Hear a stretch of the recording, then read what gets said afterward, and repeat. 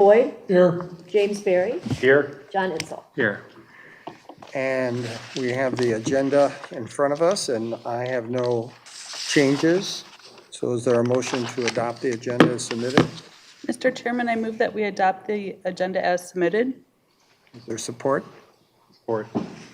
Moved by Commissioner Barberina and supported by Commissioner Itzel to approve the agenda as submitted. All in favor signify by saying aye. Aye. Opposed? Motion carries. And the minutes of our January 18th meeting, are they here? Minutes, did you get them? Previous packet, weren't they? So they're in the previous packet from February. Yeah, I have it back in there. All right, is there any additions or corrections to the minutes of our January 18th meeting? Mr. Chairman, I move that we approve the minutes as submitted. Is there support? Support. Moved by Commissioner Barberina, submitted, or seconded by Commissioner Boyd. All in favor signify by saying aye. Aye. Opposed? Motion carries. Mr. Chairman, I'd like to abstain, please, because I was absent at that meeting. So let the record show that Commissioner Grieger abstained. And do we have minutes for the February meeting that we had? Not yet, okay. Is there anyone here that wishes to speak on a non-agenda item? Okay, hearing none, we'll move on.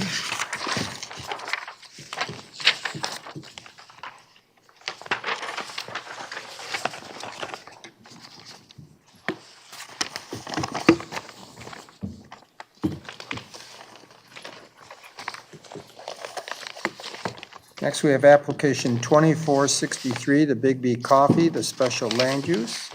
And we have our planners report. Thank you. Good evening, Commissioners.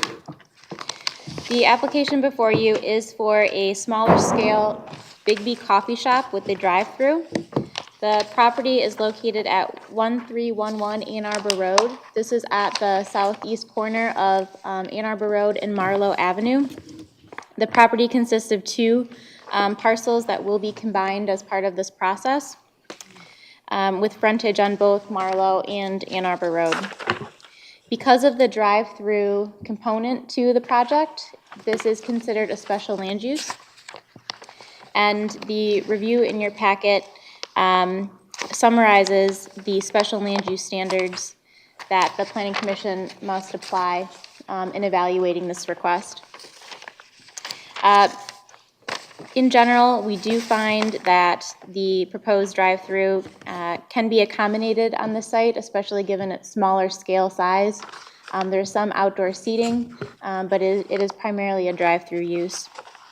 The applicant is making significant improvements to the site. We do have some outstanding items related to the site plan in terms of landscaping and some screening that we feel can be worked through. But as far as the special land use standards go, we feel that those criteria have been met. So the site plan is a separate item under the agenda tonight, and for the special land use, we are recommending approval pending any additional comments from the public during the required public hearing this evening. So our recommendation is at the bottom of the front, the first page. And the applicant is here this evening with their team to provide any additional information. Thank you. So I have questions, I guess, that are more related to the site plan from the site plan that was submitted, I think, in February. So bring those up when we have that item to discuss, not during this part. Yes, right now is just the issue of the drive-through Okay. as a use, if that's acceptable or not. And the engineer is not here today? Correct. Okay. They had no objections to the use itself.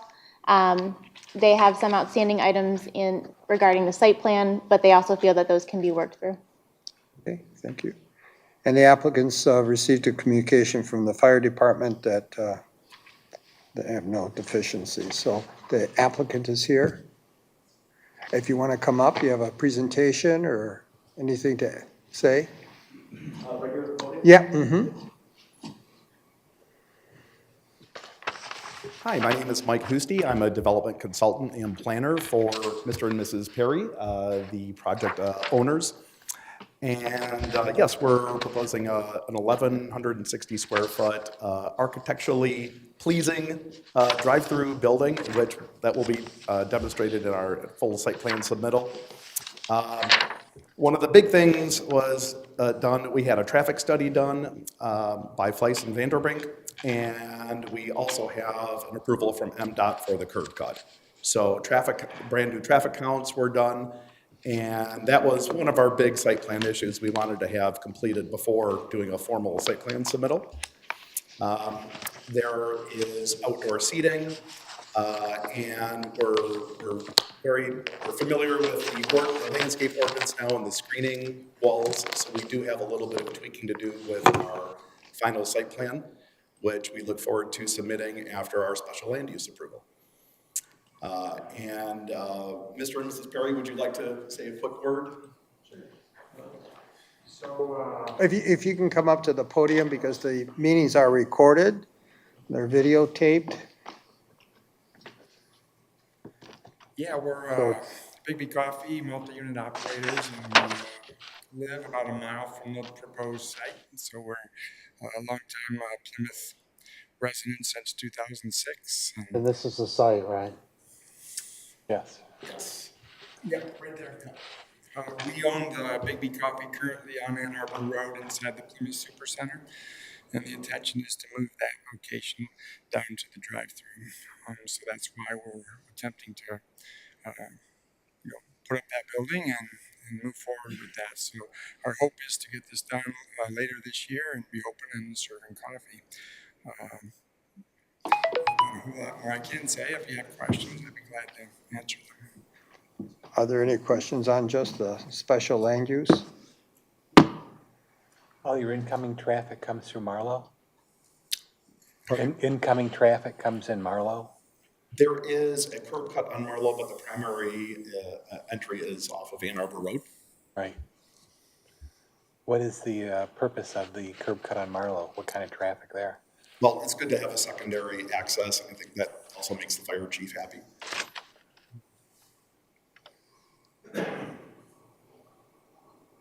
Okay, I'll have a seat and we'll open up the public hearing. Thank you. So we'll open up the public hearing at 7:09. Is there anyone here that wishes to speak to this application? Okay, hearing none, we'll close the public hearing at 7:10. Any discussion from the commission? So it's two curb cuts on Ann Arbor Road, right? One in and one out? You can come back up. Sorry, I'm gonna wait. That's being consolidated, and it's redesigned to have one curb cut off of Ann Arbor Road, but we also have one on Marlow as well. Okay, So 2 total curb cuts. okay. Any indoor seating? I'm sorry. Indoor Any seating? Indoor seating? There is a lobby, yes. Yes, With there is tables and interior. chairs? I believe it was 16 chairs, is that correct? Right, 16? Public bathroom? Yes.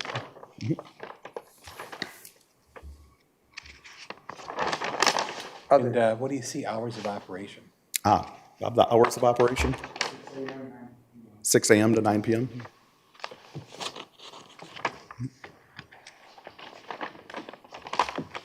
Anyone else? Okay, are we ready for a motion?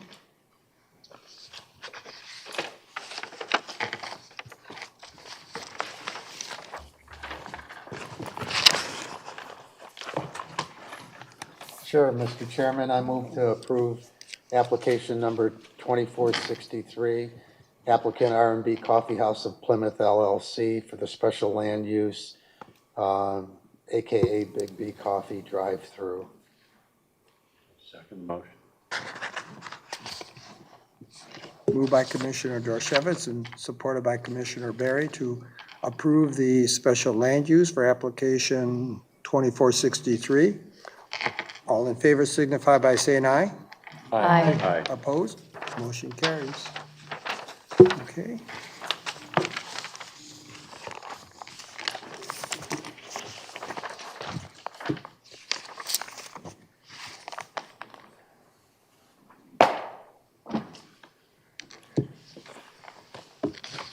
Next, we have application 2466, the Sarah Fund Automotive Special Land Use. And we have the planner's report. Thank you, Chairman Sobalski. This project is located on two parcels that are on the east side of Northville Road, right between M14, right to the south there, and then directly north of Gateway Drive, the condominium development.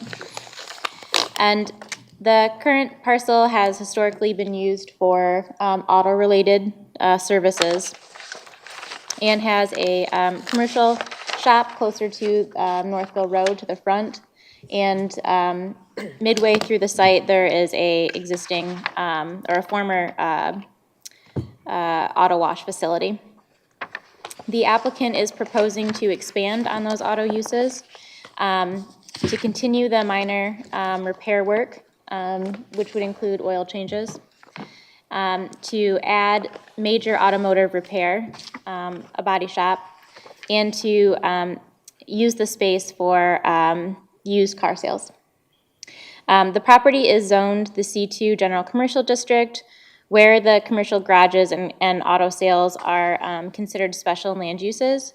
However, it's important to note that the major automotive repair, the body work, is not a permitted use in the C2. So that's been requested, but that's not something that could be approved unless the applicant would seek a use variance from the zoning board. Since this is a special land use, the same criteria have been applied in our review letter, and we do note some inconsistencies with the proposed development and the surrounding uses. While the property has historically been used for auto repair, the future land use map does designate this as high-density residential. And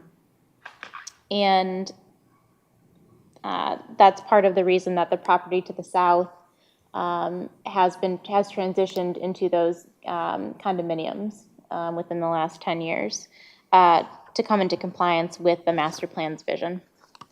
So this would be prolonging the historic use of the site as opposed to aligning it more with the vision of the master plan. We note a couple other deficiencies regarding screening requirements and buffering to the adjacent residential that we would like to see fleshed out a little bit more on the concept plan. Sorry to interrupt you. The prior comments you made, the previous comments were related to criteria number 1, right? Correct. Okay, so are you still on number 1 or on Yes, yeah, 1B and C there. 1, B, and C? Okay, sorry. Go ahead. So we do also have some other concerns regarding the screening of the uses, the buffering for the adjacent residential, that we have discussed with the applicant, and they would like to use tonight as an opportunity to hear comments from the Planning Commission, to hear concerns from adjacent property owners during the public hearing, and to see if there is a balance with the use of the property as more auto-related that could be in harmony with the adjacent residential.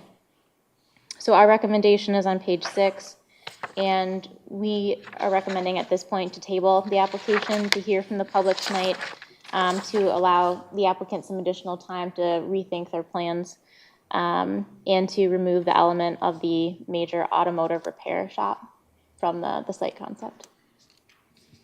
Okay, Thank you. And is the applicant here? Want to come up?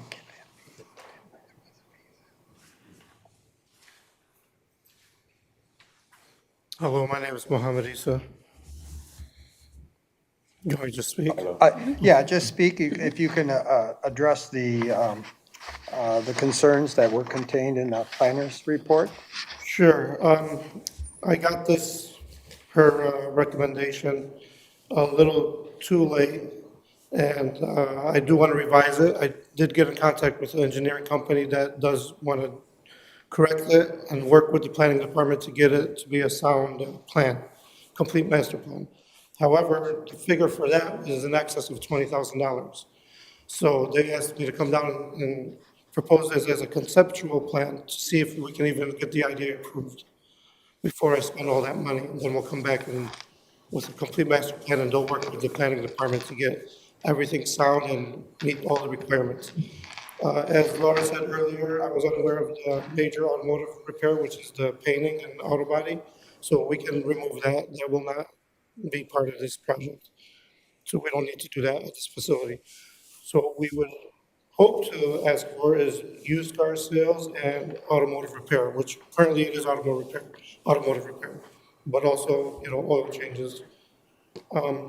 That if traffic is an issue, this was a gas station and a self-serve car wash, which is 24 hours a day. I know it's closed down now, but if I were to reopen, let's say, I don't want to do gas station and I don't want to do a car wash.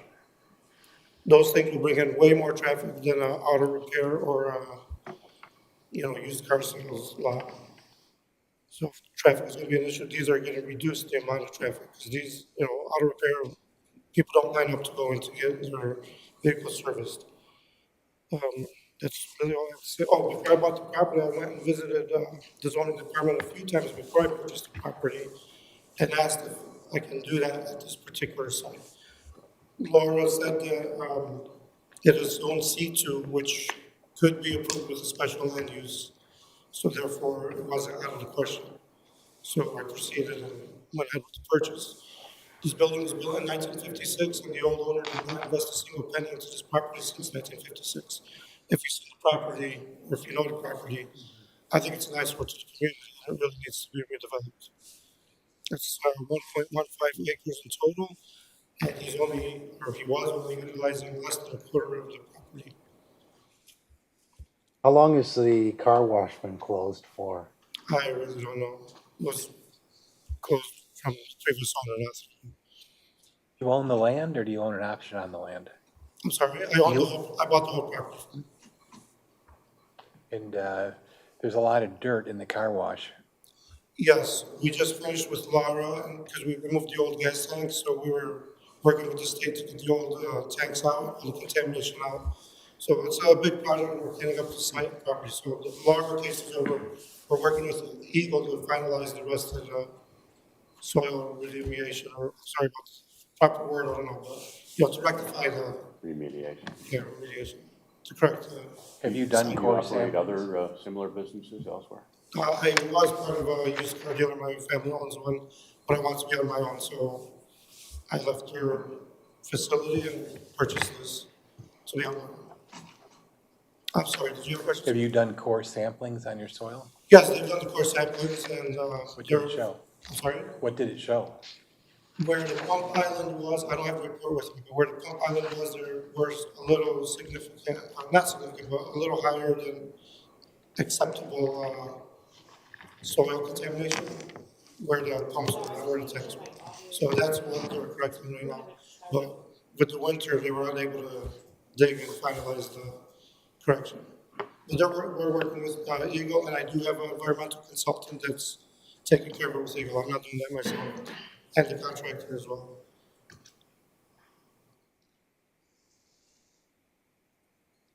So how much of the property will be used for the used car lot per your plan? I really don't know. The engineer is gonna work that out with, Like most of it no, or not most half of it, of I think it? less than a quarter. Okay, So where the car wash begins, which is about 175 feet back, I think the depth of the lot is 200 feet. Where the car wash begins, that's where the new building is gonna be, that one's gonna be demolished, new one erected. So the front of that is gonna be primary, visible good use, I guess. Anything behind that is gonna be screened off with a screening wall for any disabled vehicles or vehicles that need to be repaired. And I think just on the north side along M14 is where the used cars will be parked, just alongside the M14. I really don't know what the exact plan will be, but I'm sure they'll figure it out. thank you. No, thank you. I'm sorry. This was, chart was included in our packet. And this is the west end of the property where Northville Road is. Correct, The CFS represents cars for sale. correct. So it really looks like about a little less than half the lot Yes, cars for sale, with the small part of it being customer parking and EP is employee parking, and then the building up front. But I think it's really more accurate to say that, you know, approaching half of the property would be the cars for sale. Isn't that correct? initially, yes, but after speaking with Laura and Nani and getting this result, when I spoke with the engineering company, they're gonna modify all of that and get it to be sound and, you know, better than what that is. And the two front garages, I don't know what they're anticipating, but I think the two front garages on the front building, they might tear down as well. And just the new building will be just the auto repair facility. So I don't know what they're gonna plan, but whatever they do plan, they'll plan with, you know, they'll contact the planning commission, or not, the planning department anyway, and reach a conclusion together, or whatever, you know, they wanna satisfy the requirements of the planning department. So who's they? Who are you referring to? GES, they're the engineering company, Oh, the engineering firm. yeah, the engineering firm, sorry, and the architectural firm. Okay. So they're gonna do all of that, but I didn't let them start yet because I wasn't gonna spend $20,000 to $30,000 on Yeah. something that might be denied. So I wanna make sure before I move forward and do that. What is your plan at the moment as far as the two structures? Are they to stay? No, my plan is to just, you know, demolish the car wash and rebuild it. And the front building is up to the engineer, what he decides I should do, whether just make one big building or keep that front building and build a newer building in the rear. So I don't know yet. So replace the car wash is your current thought? Replace the car wash with an auto repair garage, yes. Oh, a repair shop back Yeah, there. with the auto repair. Yeah, no more auto body. Right. You got a lot of depth to the lot. What do you think you'll do in the back of the lot? Well, there's gonna be a screening wall, and any vehicle that's not, you know, not running or needs repair is gonna be behind the building to be screened off from view. So that's where all the screening review is, like there. I mean, I'm sure, you know, I don't wanna have dismantled, well, not dismantled, but, you know, wrecked vehicles or whatever hitting, you know, in the front of the building. So they're all gonna be behind the building. Or cars are waiting to repair or whatever the case may be. So only in front of the building will be cars that are, you know, used cars, like ready vehicles that are ready for sale, basically.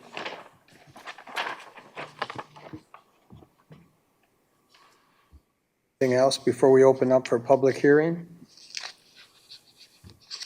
So just to recap, you would eliminate the major repair shop, the body shop, but you would still have auto repair. Like, what kind of auto repair?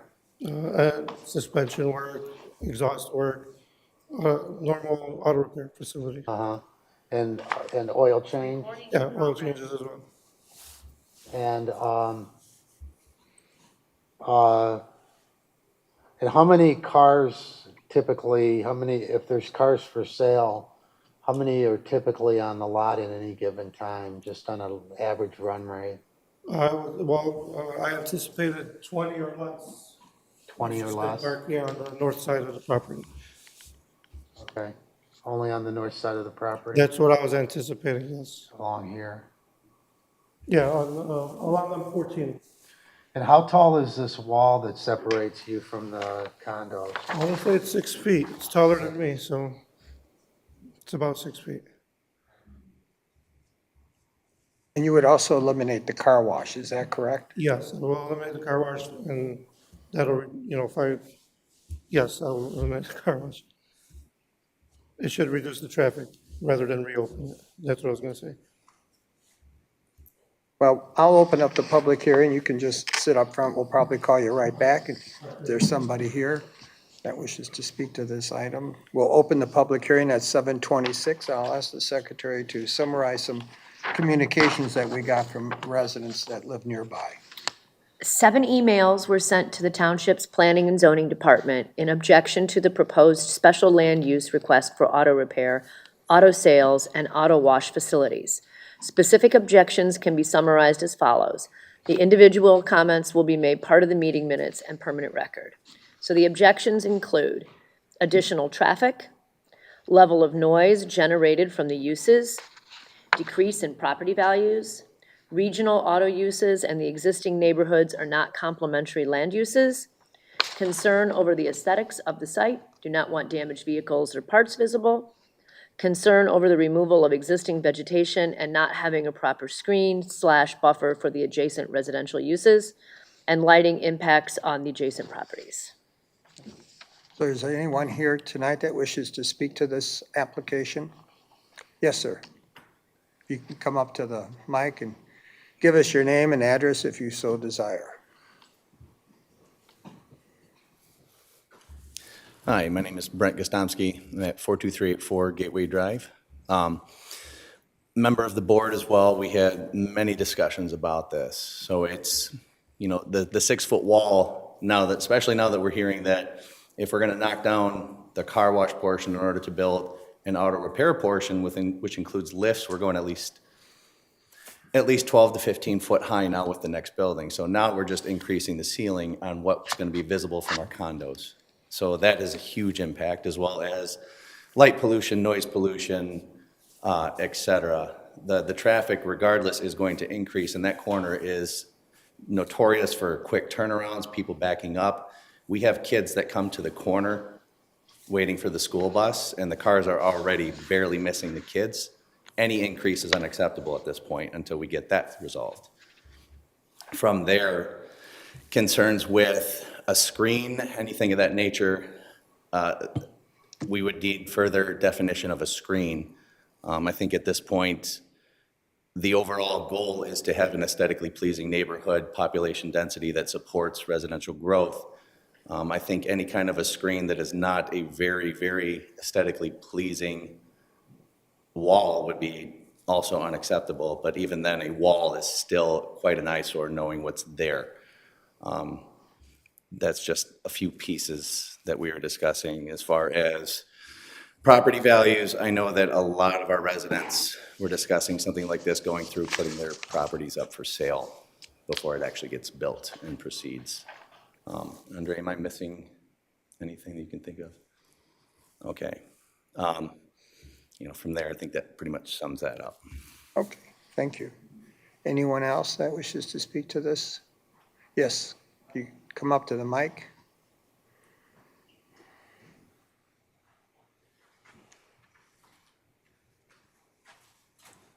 Good evening.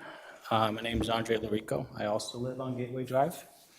In addition to what Brent said, and I'm also on the board there, I have a real concern about crime. You guys might be aware, but crime in used car lots is going up, and it's because of catalyst converter thefts. The price of the catalytic converters on their vehicles has gone from a couple $100s to thousands of dollars. And I spoke to a previous owner who told me that his cars were actually had their catalytic converter stolen on that exact lot, right behind the building. So another thing, I live there. I once followed an individual who was looking into our drive in a suspicious manner. As I was leaving, I actually followed him in my car, watched him.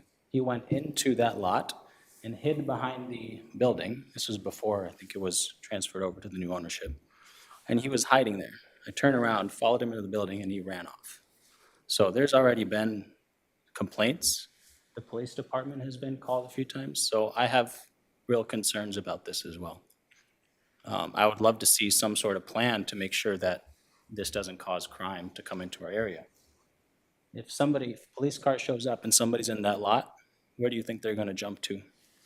If there's no way out besides the front, they're going to jump the fence, they're going to be on Gateway Drive. So that's just one concern among the others that Brent mentioned. Okay, thank you. Anyone else? I would just Yeah, come on up to the mic so we get your words all recorded. Yeah, I more just want to echo what was said here. I also we recently bought a new condo, 42624 Gateway Drive. Everything that was mentioned is where our concerns are. The idea of a used car lot, really, to both me and my wife, is frightening to us. I mean, that location is just not, it's so kind of secluded, I guess, from typically where you would see a, vehicle lot for new or used cars. So it's concerning to us. Again, yes, there is a wall there, but I mean, it's a 6-foot wall. There used to be, you see in the pictures, right, there was a shade to, block out what was there. All those trees were taken down. So there was a way to at least think about how do we block out? And those were all taken down before a plan was even put together, which to us is concerning, because what does that mean for what's going to go there next? Is there interest in ensuring that the facility, the homeowners are, thought of for whatever's built there? So I just wanted to really, just because I'm here, echo what was said here, and that's where our concern is also. Okay, well, thank you for your thoughts and for coming in. Yes, yeah, okay.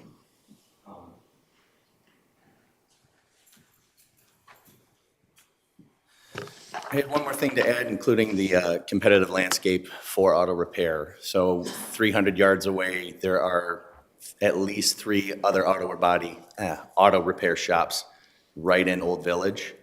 And they just kind of trickle on as soon as you get to Ann Arbor Road. So it's a matter also of, is this necessary at that location as well?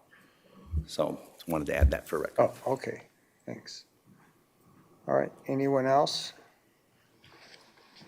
Okay, hearing none, we'll close the public hearing at 7:33. And if you could come back up.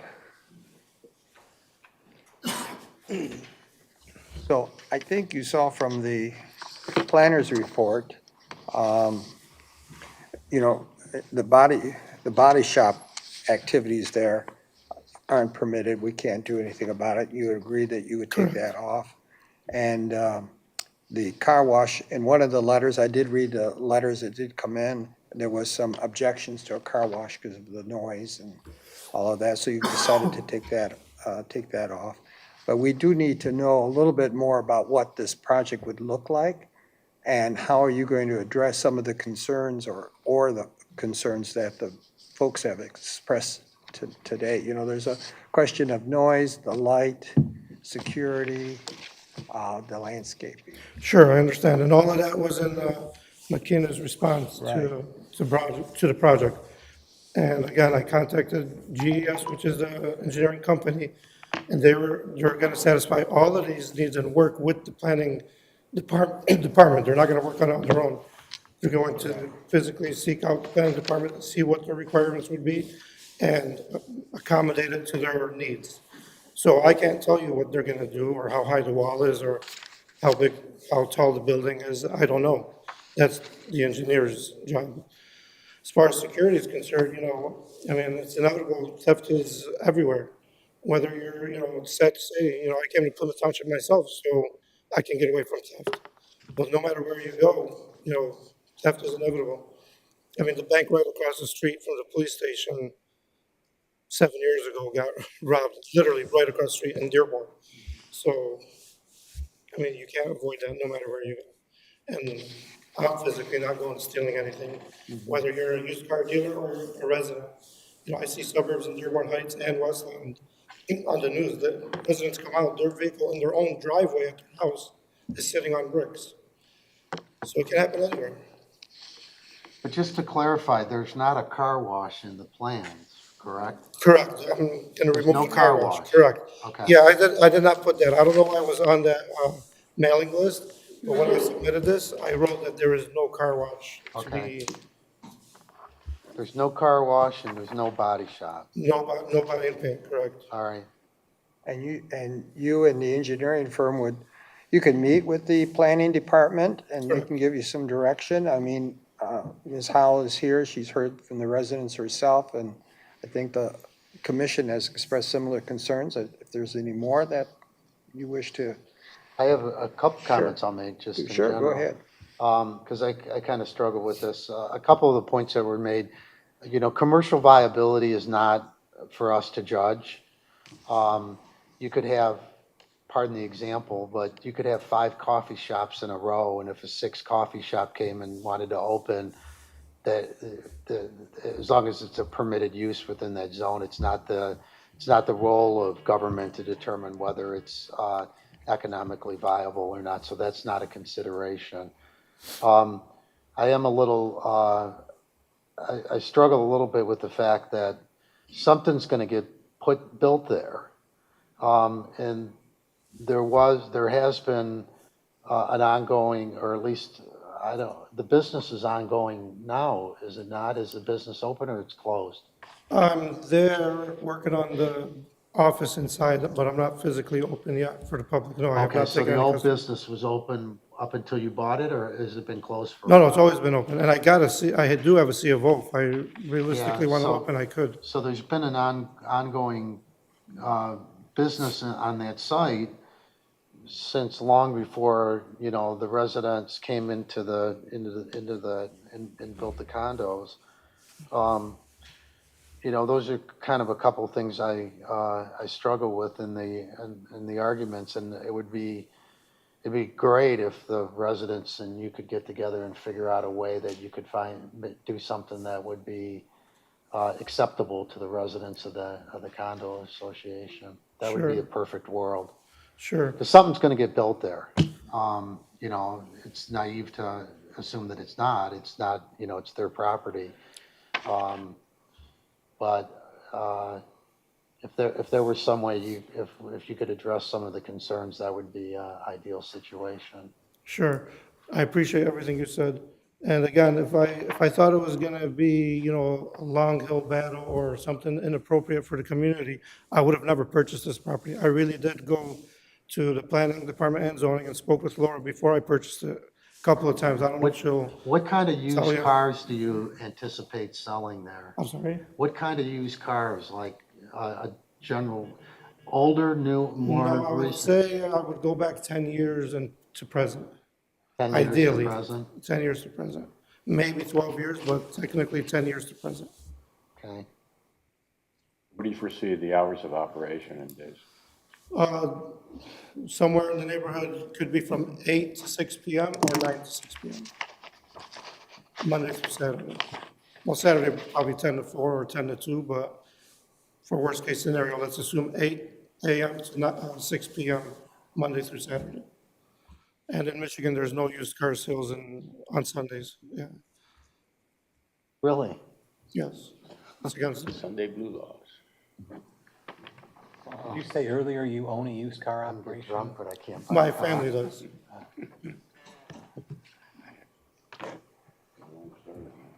I just have a couple comments. Sure. One is that right now this is an eyesore, and it sounds great to improve it and make it a better looking entranceway to our community. Sure. While I can sympathize with the residents that are adjacent, I also sat on this planning commission, Dennis did too, when your neighbors came to us and said, if that development is built, there is going to be traffic. They're cutting down trees, and the buildings are taller than our ranch houses next door. So while we can sympathize with you, also there were people that had the same complaints about when your homes went in. So we have to weigh all of this when we make these decisions. And they have the right to cut down their trees as much as we want trees and we want the natural buffering. A property owner has a right to the use of their property. So I agree with Bob that if there's a way that we can make this work. Can I respond? I'm sorry. There is going to be landscape done. Again, that's up to the engineers. But the main reason why most of those, all those trees were cut down, I don't know if anyone's been back there. Those trees, half of them were dead and fallen over. And some of that brick wall that separates my property from the houses is cracked, and, the caps on them are falling off and broken off, which I'm gonna get fixed. But that wasn't for me, that's from these trees falling over. And I'm glad we did it before these past storms that we had, because it would have only been worse. And I had some pictures, and I gave them to the Plymouth Township Building Department, just so they can see how bad it really was back there. A lot of the trees were dead and fallen over and rotted. Laura, when, in your report, you mentioned there's a heritage tree. There is a heritage tree still there. There were three. One was dead. I presented that at the meeting that I had with the building department. I believe Laura was there. And they gave me the permission to cut that one down because it was dead. The other one, when the contractor was removing some of the dirt, he derooted the one tree and it started leaning back towards the home in the back. And I didn't want it to fall over. The building department knows about that prior to me cutting it down. And, you know, whatever steps that it needs to take to plant new trees and stuff is definitely going to be taken. They already know about it. I think Laura might have known that they communicated with her as well or not. But those trees were discussed with the building department. So is the heritage tree gone, Laura, do you know? No, there's the one is still there. Or the one is still there? You don't know if it's gonna be removed because you don't have that part of the site plan completed yet? No, it shouldn't be removed. It's in the back where the, you know, where the screening wall will cover the back area, so shouldn't affect anything on the property.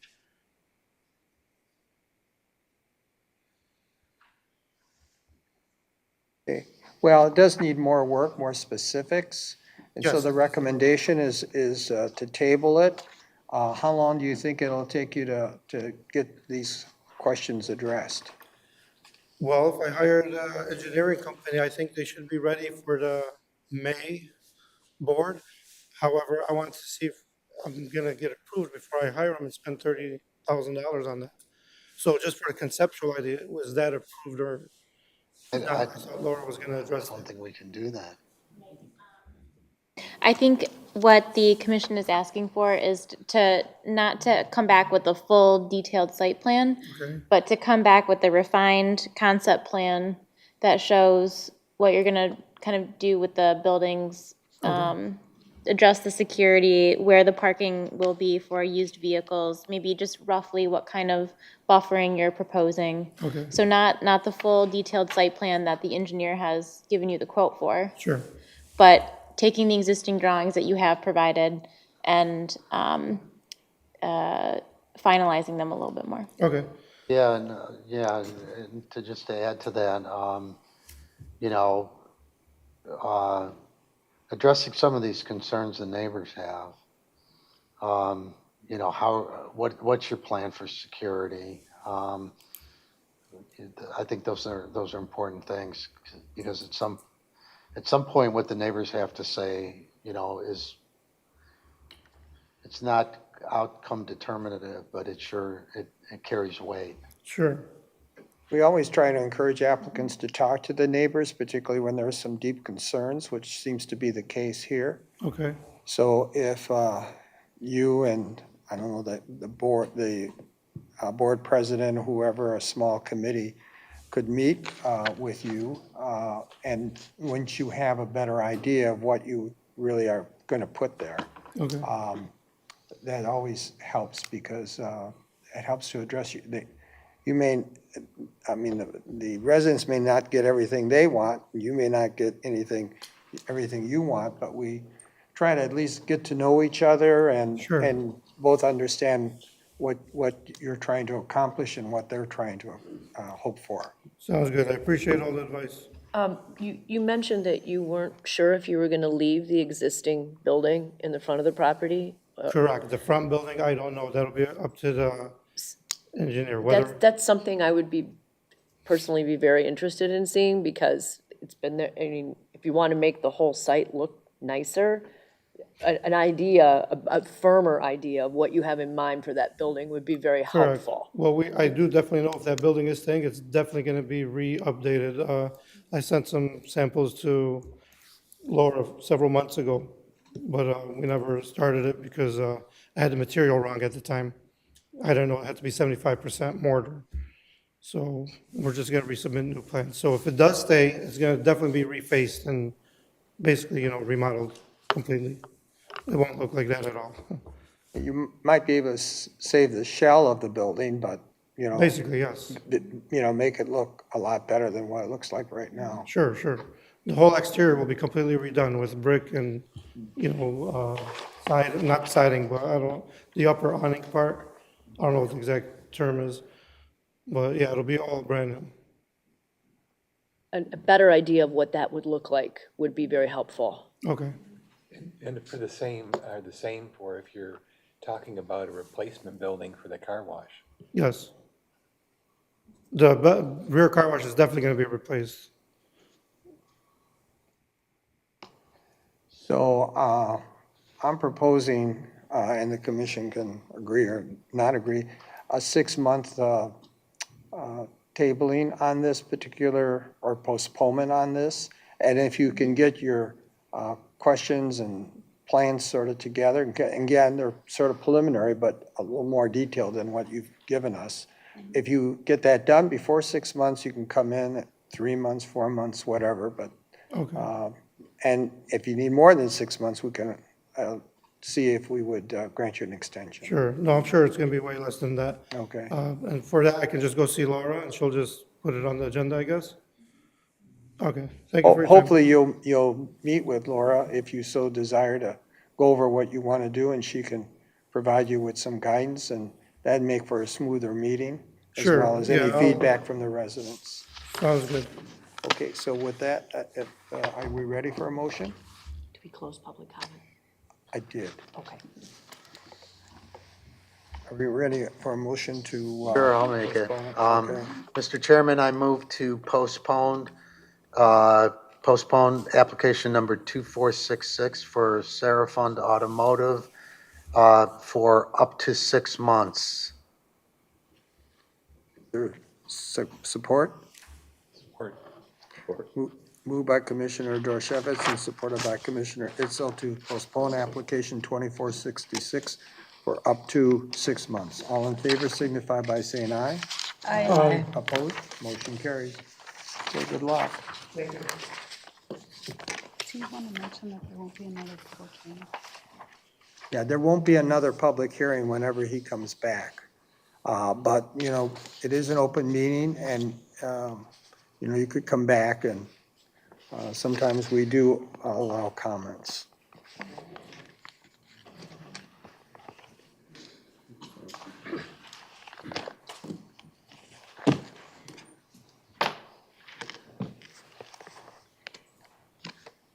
Make sure I got this right.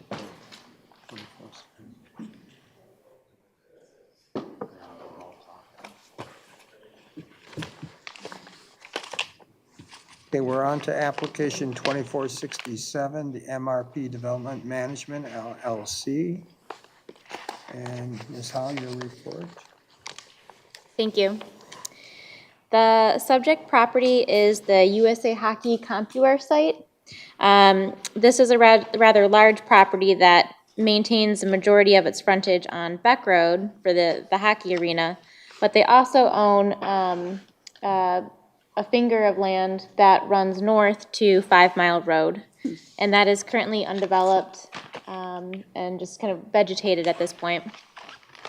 That was originally planned for an access route to the north, but USA Hockey has not developed that portion of the property, and they are looking to split this property, and they have simultaneously applied for a lot split, which is under review for the area that's outlined in red there on the aerial. This approximately 5-acre piece of property is still zoned industrial, and it is proposed to be a self-storage facility for indoor climate-controlled storage, and then outdoor RV parking under carports for approximately 35 vehicles, RV vehicles. The self-storage facilities themselves, there are 4 buildings in total. There's one 3-story structure that's located closer to 5 Mile Road. That's the largest structure on the property. And then there are 3 smaller single-story self-storage buildings. The self-storage buildings, those 4 buildings, are permitted land uses. So as long as they comply with the site plan requirements of the township zoning code, that is a permitted use and may move forward. The RV parking is the trigger for the special land use and is really the subject of this review. So while we discuss the site, holistically with the self-storage, it's really just the RV parking that needs additional consideration. And our review is very supportive of the use of this property for, or is very supportive of the use on this property, given the unique shape and layout of the property to be used for another industrial use. This does make sense, just given those limitations. It's surrounded by other industrial or office properties, and USA Hockey does not need it for their access. The traffic generation from the self-storage facility is also very low, and the property would maintain access onto 5 Mile, and then also connect to the south to the USA Hockey site for additional emergency access. There would be no outdoor storage of parts or materials. It would just be the carports for those 35 RV automobiles. So our recommendation is on page 6. And again, pending any additional information presented during the public hearing tonight, we do recommend approval of the special land use for the RV parking facility. This still requires that the applicant go through the site plan process, and would submit that at a future date. But we do note a couple conditions for the special land use plan that we would just like to see noted for when they submit their final stamp for that. And that would be that the removal of any heritage trees would be addressed during the site plan review process on the landscape plan. That for their stormwater detention basin, that they provide a minimum 25-foot naturalized buffer around the perimeter of that. They have stated that there will be no storage of parts or other materials on the property or wrecked or abandoned vehicles, but we would like to see those formalized as notes on the special land use plan. And then lastly, just related to the RV parking, we'd like to hear from the applicant this evening on how the security of that area would function, if there's going to be fencing, what the hours of operation might be, if there's any sort of electronic system for security. And that would all need to be then eventually dimensioned on the site plan. And the applicant, I believe, has representation here tonight from Atwell, as well as the company Lightbox has joined us on Zoom. Who's from Lightbox? Sabrina. Sabrina? Yes. I'll unmute Sabrina. Yes, I'm here. Thank you. Hi. Hi, how are you? Appreciate everyone considering this project or the special use for this project. So, and I apologize, it's a little hard to hear. I think the question was just in regards to the security of the RV parking area as well as the drive-up units. Is that correct? Yes. Correct.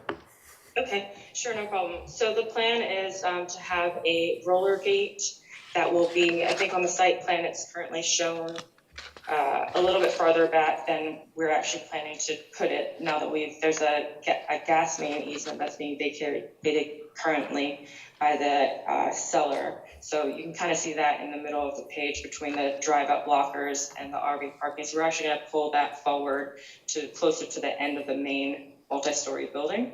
And essentially what it'll be is just a keypad for people coming in and out of that area to swipe in and out. So, and that gets documented and logged through the computer systems.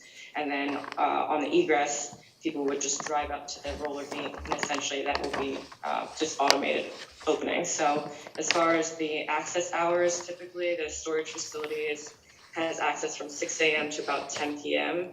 The man hours or the usual office will be open between about 8:30 to 6 daily, and then on the weekends, I think it's 10 to 6. However, people do have access through a swipe card and the keypad, which can be restricted, either increase, because some of our obviously customers are business operations, they need access, on off times. So essentially we can restrict using the automated system, the hours of access that everybody has. As far as entrance into the building, there is an interior load unload. So the way that works is people would drive onto the site and essentially they would swipe in with their keypad or their code and essentially pull into the building. And then obviously there's no running vehicles in that building, but essentially they would just load unload their materials onto their flatbeds or onto our carts, and again, access the self-storage area through another swipe pad.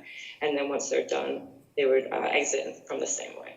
So there's two different points of access, multiple points of, there'll be a second means of egress on the building on the south side, which you can see that egress door right in the stairwell, off the stairwell on the south side of the building, and then through the interior load unload, which is kind of in the middle portion of the building. And then as far as specifically for the RV parking area and the drive-up units, that gate, like I said, would be moved kind of to the end of the building, right where the curb return starts.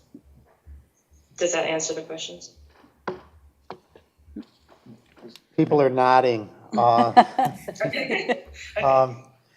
Does like somebody to hear have a more question? about the, Could you speak up, John, so she can hear you? I'd like to hear more about the three-level building, and is it climate controlled, and elevators, et cetera, et cetera? Did you hear that, Sabrina? Yes, I did. I believe it was asked whether it's a climate control building, and yes, it is. And there is elevator access, which is kind of in the middle of the building. You can't really see it on the site plan, but there is an elevator that goes up to all 3 floors. And then there's emergency egress stairwells. One's right next to kind of in the middle of the page, right next to the interior load unload area, and then also on the south side of the building.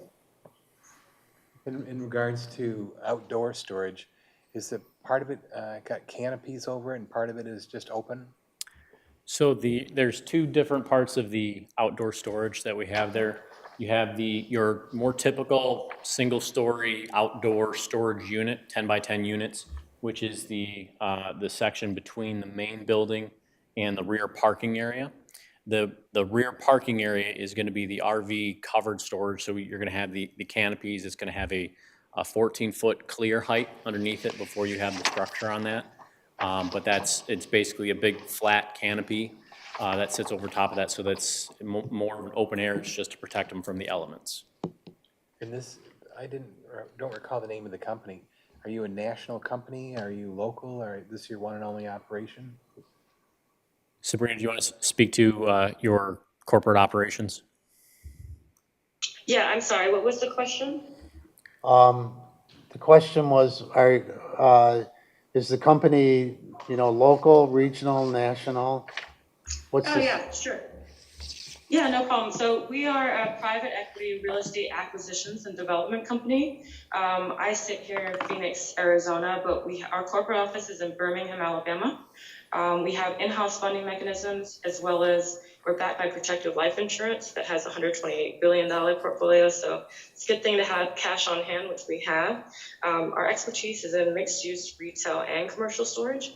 My background specifically is in land design, development, and multiple ranges of civil engineering, or subdisciplines of civil engineering. I've been in storage about 5 to 10 years. I'm formerly with one of the top moving and storage companies, so as a director for them. So yes, we're, I guess, so to speak, we don't have a facility, we don't sit in Michigan. However, we have other sites that we have developed in Michigan, built in Michigan. We typically are an owner-developer, but we've also been an owner-operator. We have a multitude of facilities that we do own and operate, one of which is in Hilton Head, South Carolina. But for the most part, we end up onboarding a buyer once we construct the facility, and we're kind of looking to potentially changing that just because of the current climate of the industry. But that being said, we're an owner-developer, owner-operator by all means. Do you have any other locations close to Plymouth or in the Detroit metro area? I'm not very familiar. I can get you a list of those. We do have a couple of facilities. I don't want to name the cities incorrectly, but we do have a couple that we've built and I believe we operate. And I'm more than happy to provide that. I just don't want to give you the wrong locations. Yeah. This three-story building that you're proposing, how is that structured? We have another storage facility nearby, and I think it's 3 stories. And I've noticed, I've never been actually in the building, in the storage part of the building. And it looks like it's a building that could be easily converted to another use, like offices, or, because it looks like the individual storage units are just big boxes, if you will, that sit, on the concrete pads on each level. Is that something you're proposing, or is it? No, they're sectioned down.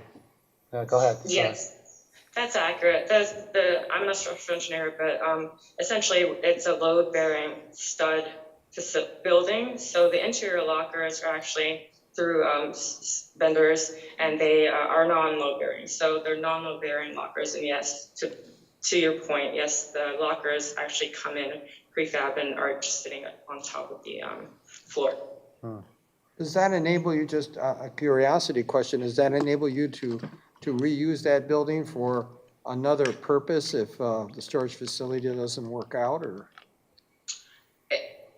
I guess theoretically, yes, it could be, obviously with a change of occupancy or whatever is associated with that. But yeah, those lockers are not, they're not walls, I guess, essentially load-bearing walls. So you could essentially change around the interior layout if you wanted to. But that's usually once we lay out a site plan and we've got the end user onboarded, then those lockers are kind of bolted into the ground so that they can't move just freely. I have a question relating to the heritage trees. Bob, can you scroll to the right of that picture you have right there?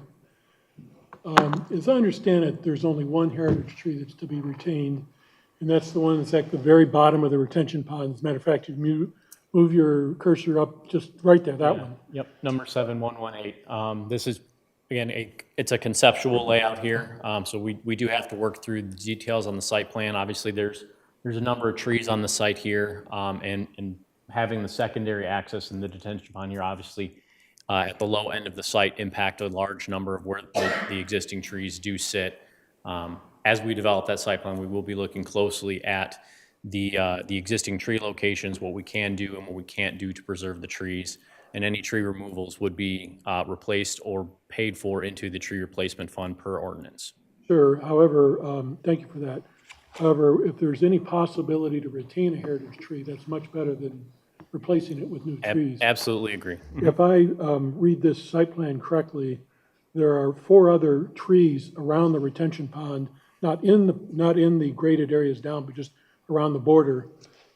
Specifically number 8454, which is a basswood, 8475, which is a red oak, 8498, which is a bitter nut hickory, and 7114, which is a sugar maple.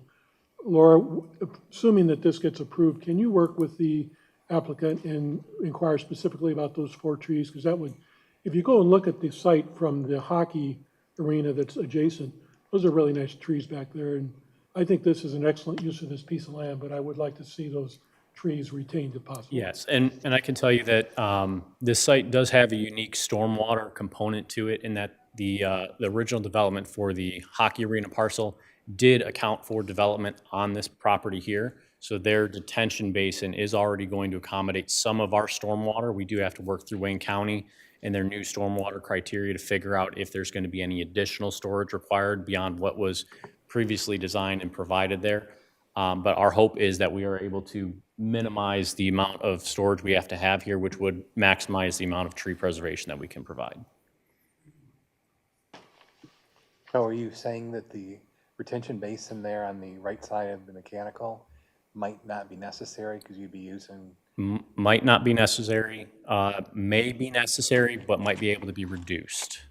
And if that's the case, do you plan on expanding parking, storage, buildings, et cetera? We need to work through the detailed site plan on it. This site has some elevational challenges on it as it has about a 30-foot grade differential from north to south on it.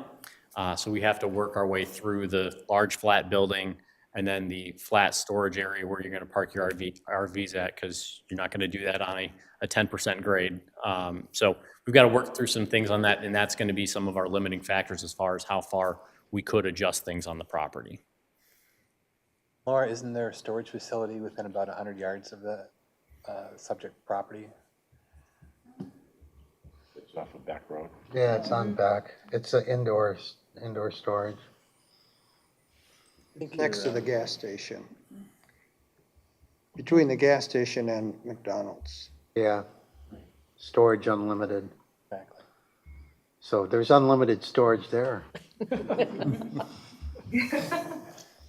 look how close that is when you look at the, it sits within 100 yards of it, I think. Yeah. Yeah, so one of the criteria is just to add to this, obviously when we're looking at a site or a particular piece of land specifically for self-storage, we're looking at which is typical, 1, 3, and a 5 mile radius.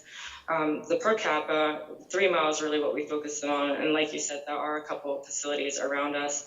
The Storage Unlimited, Stone Go Self-Storage, 1800 Self-Storage, Northville Storage, All American Storage, and Easy Storage, all within 1 to 3 miles around us. The per capita, based on the population, usually the national average for storage is 8 square feet per capita. In that 3 mile radius, we're at a 2.75, which shows that there is a need for this. So, and obviously storage is driven by growth and it's resilient in different climates of the market, just based on downsizing as well as growth. So this is kind of the use that we've come up with, and the outdoor storage seems to be a trend in the community and in the area. So that's kind of why we're proposing it this way. And like Jared had said, right now that what's conceptually shown as far as the area, the stormwater basin, and how that's all going to reduce once we go into final design or prelim design is essentially going to get reduced. But as far as the trees and the heritage trees and the protected trees kind of being kept, that's not a problem. Obviously, as a developer, we want to optimize our real estate area, but at the same time, we're very cognizant of of the trees that have been there for a while and protecting those in place. Yeah. March on. Any other questions? Okay, well, we're ready to open the public hearing at 8:09. Is there anyone here that wishes to speak to this application?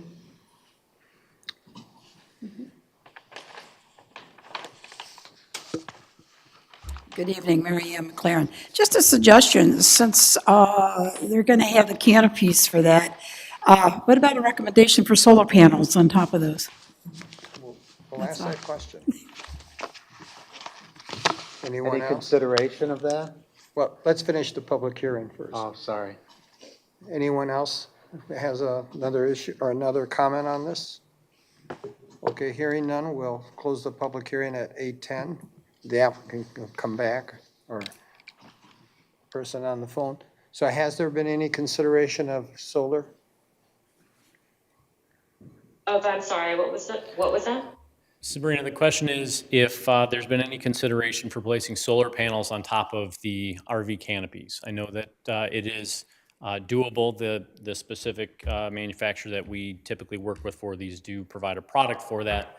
I'm just not sure specifically if that's been considered as part of the pro forma on this, or if it's considered to be viable in this climate. We do get sun here a couple days a year. No, I understand that. That's obviously an option. Baja, Canopies, which is who these marketing materials are from, have that option, as well as shallow foundations for different subsurface restrictions. I would say kind of how as we get closer to onboarding a consultant, that's really when we kind of would gauge that. Not everyone's willing to pay for that expense, so it's an option, but it's not something that we've really honed in on at this time. You find that since you said you were in Phoenix, correct? Yes, I am. So have you seen a growth of that in that area of the country? You would think, right? I think for some municipalities and for some people, it's somewhat of an eyesore. I mean, these RV canopies aren't that tall, so I really, just from what I've seen and working in various jurisdictions around here, being in the industry about 20 years, it's kind of a preference. Not everybody likes the look, I guess, and that's jurisdiction as well as the end user. So. But I mean, we're sunny most of the time here, except for probably today. So that being said, I'm not sure if that return on, on the cost is there for everyone. Any other comments? Otherwise, we can move to a motion. Mr. Chairman, I move that we grant special land use approval for PC application number 2467, the covered RV parking, subject to the items that the McKenna report. Support. Moved by Commissioner Barberina, supported by Commissioner Grieger to grant special land use to application 2467, subject to conditions of the planner's report. All in favor signify by saying aye. Aye. Opposed, motion carries. Good luck to you. Look forward to working with you on this project. I appreciate it very much. Thank you so much for your support. Sure. Likewise. Yes. Good night. Good night.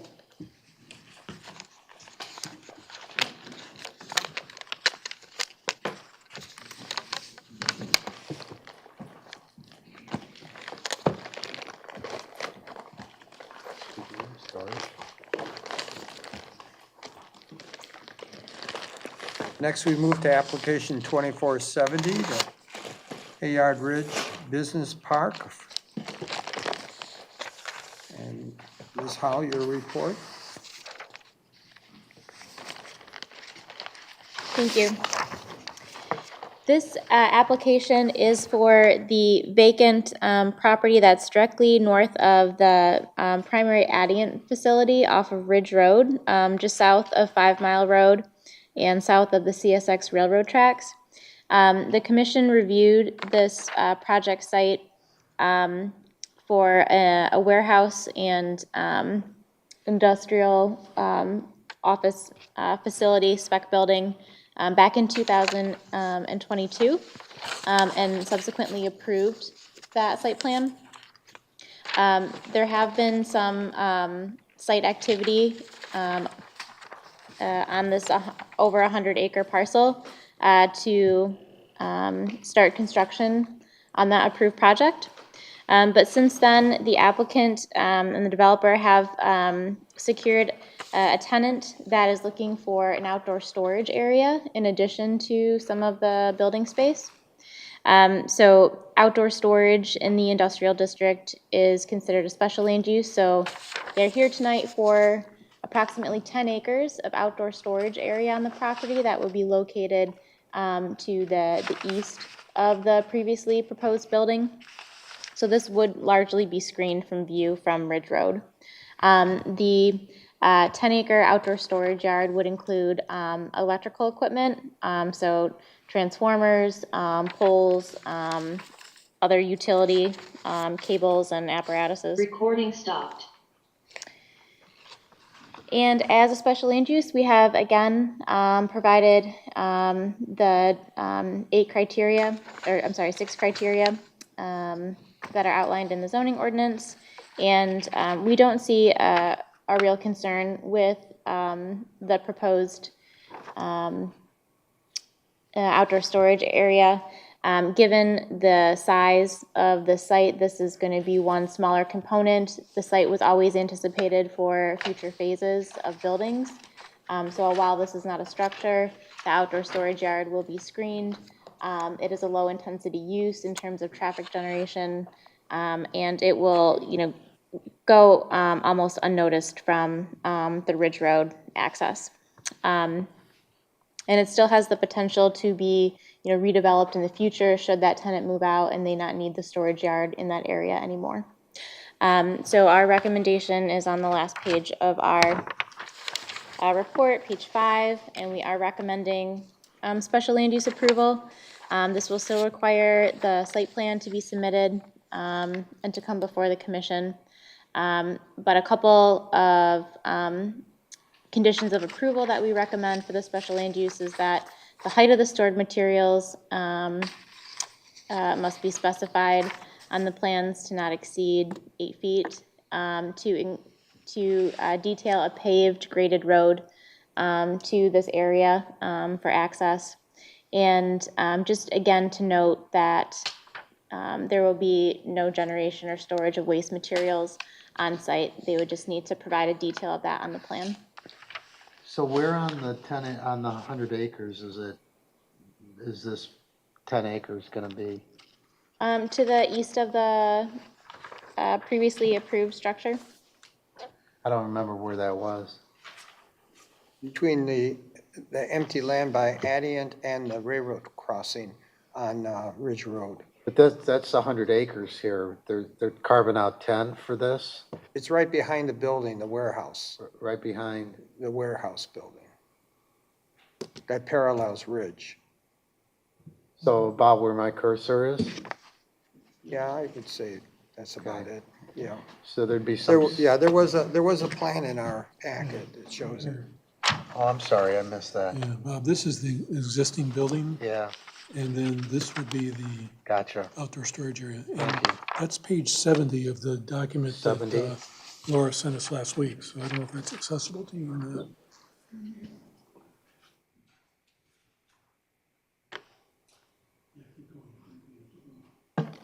Probably after all, there. I'm sorry. Yep. There you go, Steve. I totally looked past that. So it's the area with the red outline. Yeah, I gotcha. Okay, that's better. That completes your report, Laura? Yeah, thank you. And the applicant is here? Do you have anything to say? Yeah, we have a little. Okay, sure. Handout for you guys if that's Yeah. necessary. Did you have a PowerPoint or something you wanted to bring up? I do. Are you running the computer? I am the computer guy as well as The trustee, the commissioner. Planning This commission. is just a handout of the presentation, so what we're going to be up on the screen is just gonna be this, but we're going to use shape copies if you guys Okay, want to take thank notes. you. Yeah. Thank you. Yes. There you go.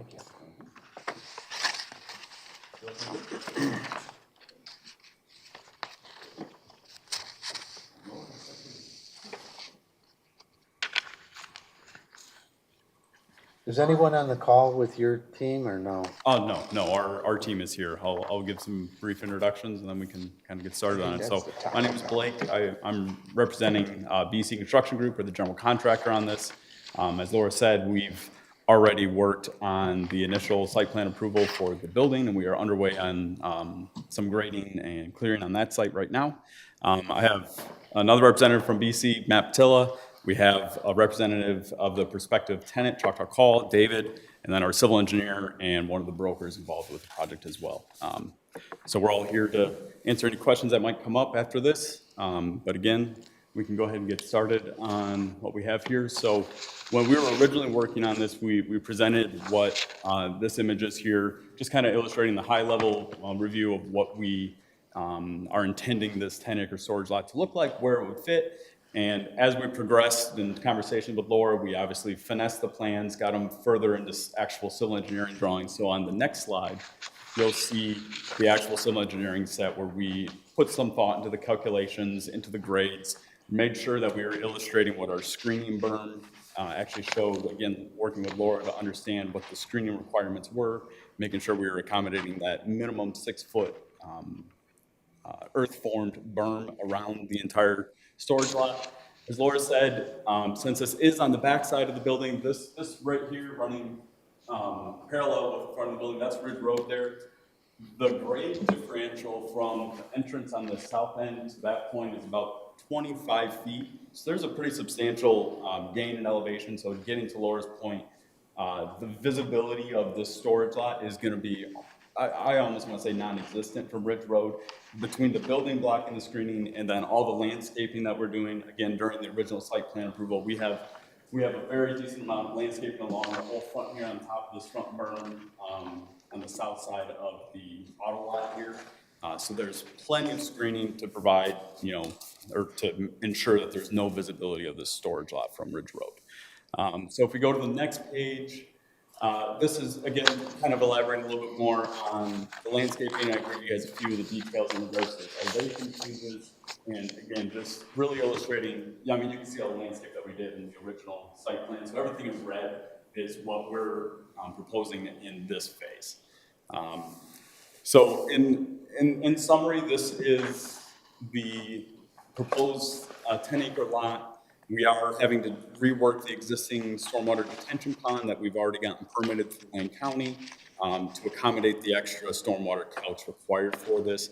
Again, once we go into formal site plan approval, we'll make sure that our calculations are obviously accurate, current, and able to, meet whatever requirements that Wayne County's new stormwater ordinances require for this space. Any questions? I have a question. On that mechanical, you see red, does that signify a fence? No, the red was just my cloud to illustrate this is the site plan, the special land use application. Everything else that wasn't in red was already approved in the original submittal. So as of right now, fencing's not part of it. We're achieving the berm requirement per the zoning ordinance through the 6-foot earth-formed berm with landscaping. I have a question related to the road structure. Yes. If you go back to your first slide, there you go. This shows a road along the southern border. It goes all the way up. And then, Bob, if you pull up your slide from the main presentation, you can see that actually connects to a 66-foot easement in the Halyard office park. But I don't see that road on your plan. What is your thought right now about finishing that road and having the connection to the Halyard? Yeah, very, very good catch on that. So that road, there it is. So like I said at the beginning, or even like what Laura said, at the very beginning, we were trying to contemplate, hey, what do the different phases of this site look like? Is there a phase 1, phase 2, phase 3, phase 4? So that road was kind of just a placeholder to make sure we had our setbacks so we knew where the set lines were. So this is not current, any of this road is currently not contemplated. So all the way pretty much to the far south left triangle or dot of the orange square there, that's where the paved road will end for this phase. We have no intention of driving that down until we start putting the additional building pads in for phase, let's call it 3 or 4. So to meet the requirement that Laura indicated on her review letter, making sure that we do have a paved road to the rear of the property, the paved road will be able to be accessed through the truck lot, through the trailer lot. And if you go further through my presentation and look at, I think it was the second or third, right here, you can see kind of right at the edge of the detention pond, you see there's a little clear strip there without the steep topography there showing the berm. That's where our southern paved road would be to provide access for fire trucks and the requirement, to meet the requirement for that southern paved road to the rear of the lot. What material do you see for paving the lot? So the lot would be a gravel lot and proposed maybe with millings. Again, once we get through the site plan approval process, we'll work on figuring out what gets us the best infiltration rates to minimize our pond size, all that stuff once we get a little bit further in design. But the end goal is some form of a granular surface. It won't be paved asphalt. The road that's required for one of the ordinances, that will be paved, but the actual lot itself will be a gravel or asphalt millings lot. At this point, it looks like just one access point to that lot? Yes. Yeah, I'll have an interest when you're at that point on the type of gravel and why you selected that, as far as you said, the, water runoff and will it sort of retain some stability? I presume there's going to be trucks coming in to deliver the material that will be stored there, and that doesn't get, disrupted, and try to keep weeds out. Yeah, so a good point. We do have our geotechnical engineer involved helping us with our pavement sections or gravel sections, whatever we want to call them. So working with the end user from Choctaw Call Understanding what that final count is. Again, once we start rolling into that site plan approval process, we'll be able to start ironing that out. But again, the intention is a gravel substance of some form. Again, if it's a gravel or if it's asphalt millings, but that will be designed to accommodate whatever the truckloads and the traffic counts of those trucks coming in and out, dropping the materials are. And I presume the proposed tenant has some experience as to, for lack of a better term, the snow removal and, so they, so if we get another 10 inches of snow, that they can access the equipment that's back there. Yeah, David, I don't know if you want to come up here and speak to that at all. Good evening. David Shaw, Executive Vice President, Choctaw Call. We are a Native American-owned national wholesale distributor. We've been in business for 111 years. We're headquartered in Detroit. We operate 6 distribution centers around the country, 2 of which are similarly sized with large yards. So we need this to be able to support regional utilities, Consumers Energy, DTE, American Electric Power, Ameren. So it's the yard is a critical element for us being in Plymouth. So you have enough experience as to handle all these weather conditions that could occur over a period of time? Absolutely. Okay, thank you. Yeah. One day. Yeah, the 100-year ones that now happen every couple of years. Having multiple tenants, do you see subdividing that parking lot up, for instance, putting some kind of a temporary fencing between the different tenants? We're going to be the only tenant. So we may have some subcontractors working for us in the building, but we'll be the only tenant. But you're not going to fence it? You're not going to fence the lot?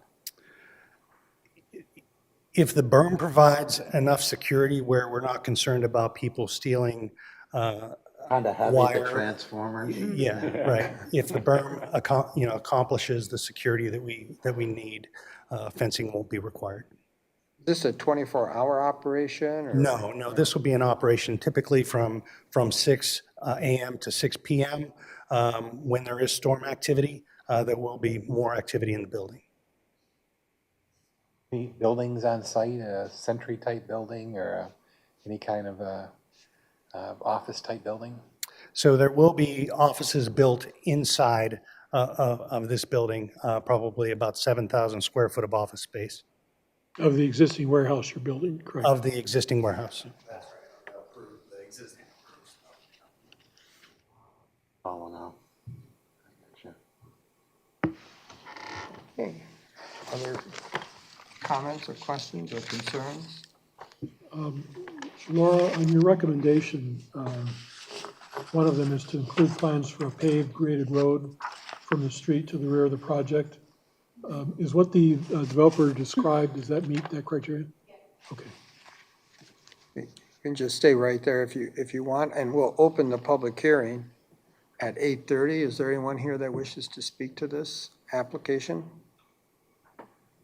Okay, hearing none, we'll close the public hearing at 8:31. Are we all set for a motion? Mr. Chairman, I move that we grant special land use approval for the outdoor storage lot at 15,000 Ridge Road, PC application number 2470, provided that the following conditions are met and so noted where appropriate on a revised special land use plan, that they specify the height of the stored materials and ensure the storage height does not exceed 8 feet, that they include plans for a paved graded road from the street to the rear of the project, that they specify that no generation or storage of waste materials will be on site. Support. Moved by Commissioner Barberina and supported by Commissioner Boyd to grant special land use to application 2470, subject to set conditions. All in favor signify by saying aye. Aye. Opposed? Motion carries. Good luck. So the 8 feet limit is on materials? Yeah, we put that. They're good with that? Oh, yeah. There you go. Thanks. Yeah, there's like a limit, Bob, like at Home Depot, they can't go above that high fence, you know where the garden center is? Yeah. And all the peat moss and all that Yeah. stuff, they can't go above that fence. But that's Now, much great higher that- than 8 feet. I know, but there's a fence or whatever you wanna call it. Okay. Your favorite site. Yeah, well, one of many. Okay.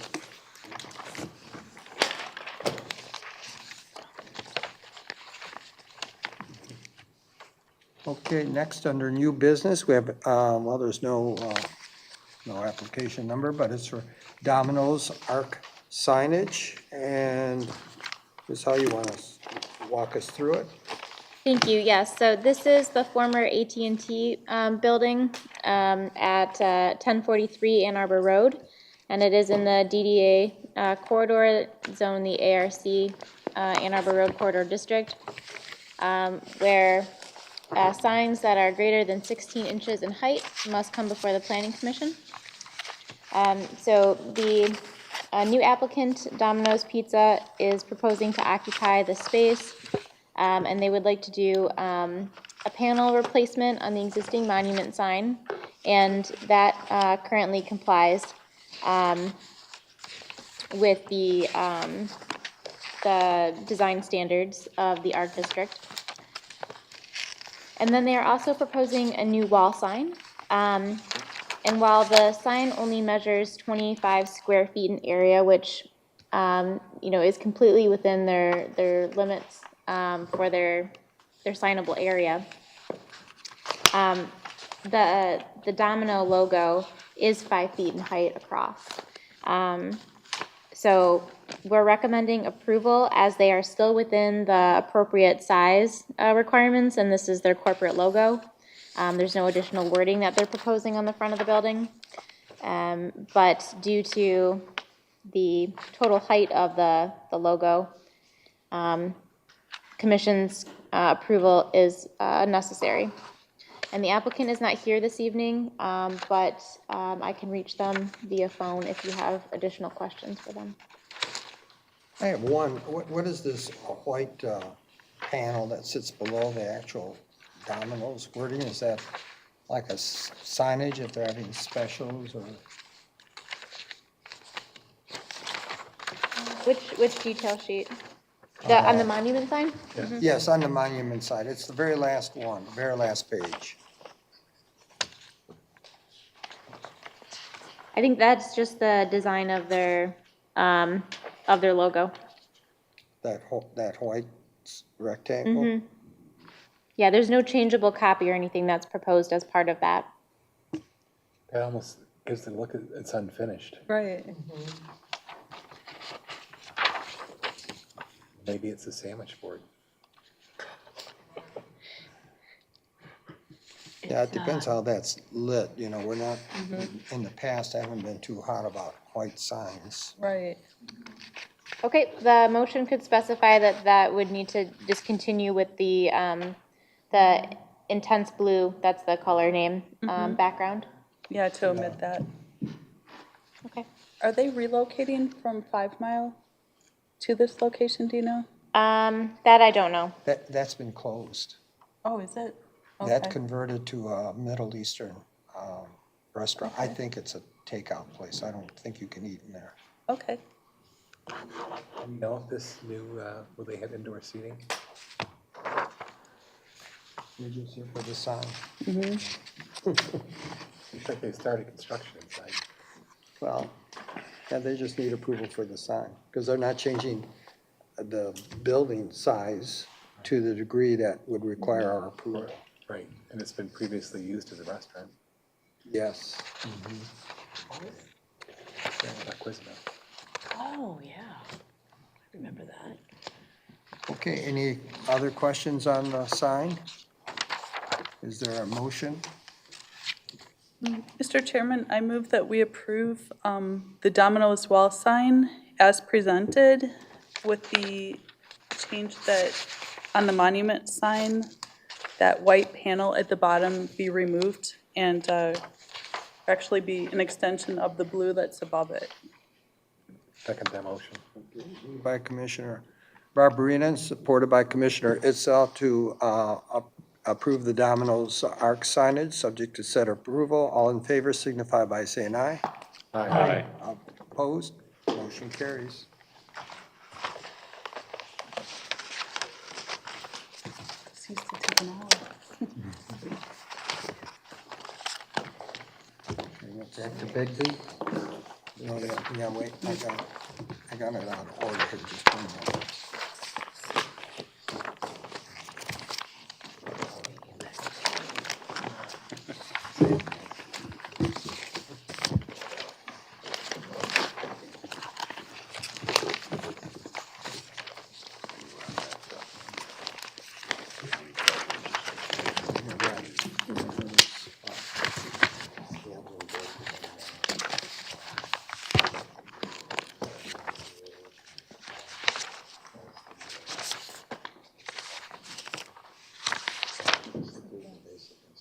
Yeah, I know, but I got the one for February. With the site plan, yeah, and that's what I'm looking for. I had it here, it got moved around. Let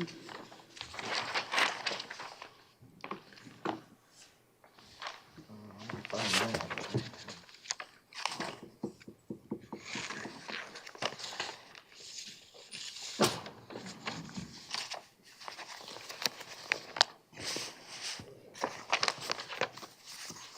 Okay, we're ready for the planner's report. Okay, thank you. So as you're familiar with the subject site for the special land use that was just approved this evening, the applicant has also submitted a site plan, which in general does comply with the ordinance standards in many respects. We still have a couple outstanding items, though, that we would like to flesh out with the applicant. This would include the landscaping plan, to make some adjustments to that, specifically along the southern property line, where there is an existing, where the neighborhood to the south begins.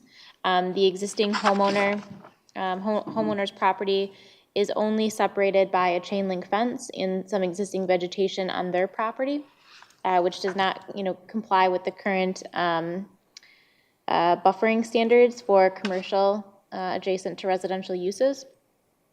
So we have met with the adjacent homeowner on that property, and they would like to move forward with the masonry wall. However, the placement of the wall, they would like along the property line, and to have where the chain link fence is today, that would be removed, and it would just occupy the same space, so that there's not kind of a dead zone that's created between the two. Otherwise, there would be like about a foot of space where just vegetation would grow between, and debris would collect. So yes, correct. They would like to see the fence along that property line removed and the new masonry wall erected, similar to the Bank of Ann Arbor across Marlowe Avenue there, to how that has worked out. For the adjacent homeowner's property, though, there is concern that even with the location of the masonry wall, because of the foundations, it will likely impact the existing root structure of the vegetation that they have on the property. So we'd like to work with the applicant to see if there's any trees that need to be removed as part of that, just because if they do die, then it's going to be very difficult to get in there and get those removed, and then there's still no screening. So that's something that we would like to explore a little bit more with the applicant, and to see that on a revised landscape plan.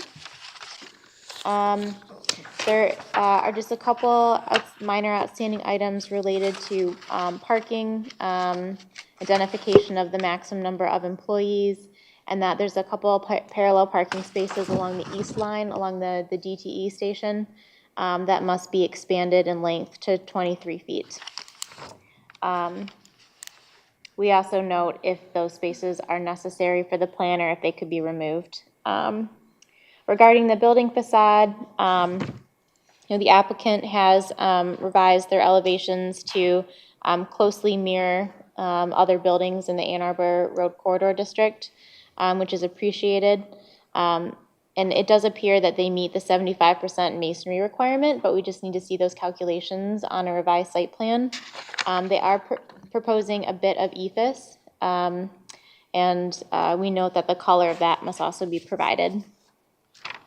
Lastly, the illumination is a bit too bright at the southern and eastern property lines, so that would need to be adjusted on a revised photometric plan.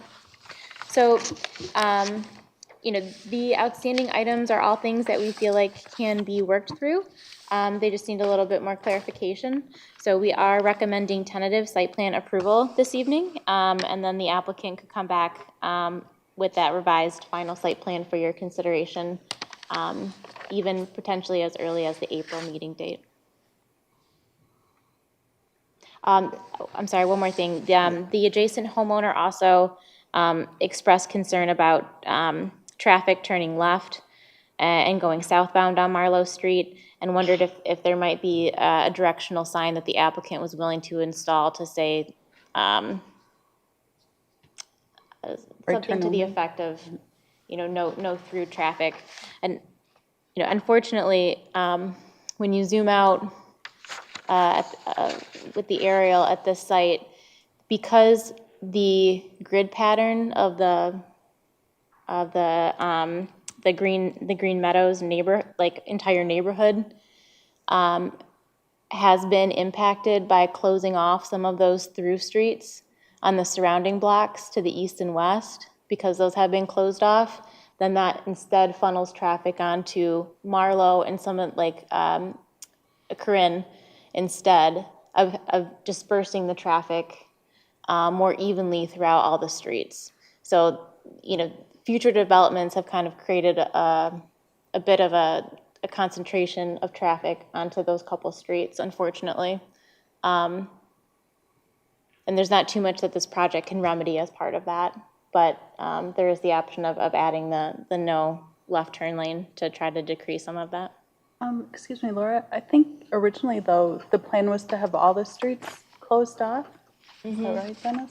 I believe that was the general The plan. plan that all of them would be closed off as redevelopment happened along Ann Arbor Road.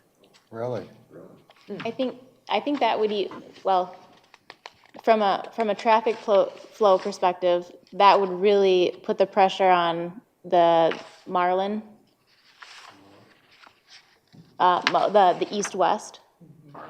Before final, can you take a look at the agreement that was made, the ARC agreement, in that plan, just to see if we're supposed to encourage this road to be closed since development is going on there?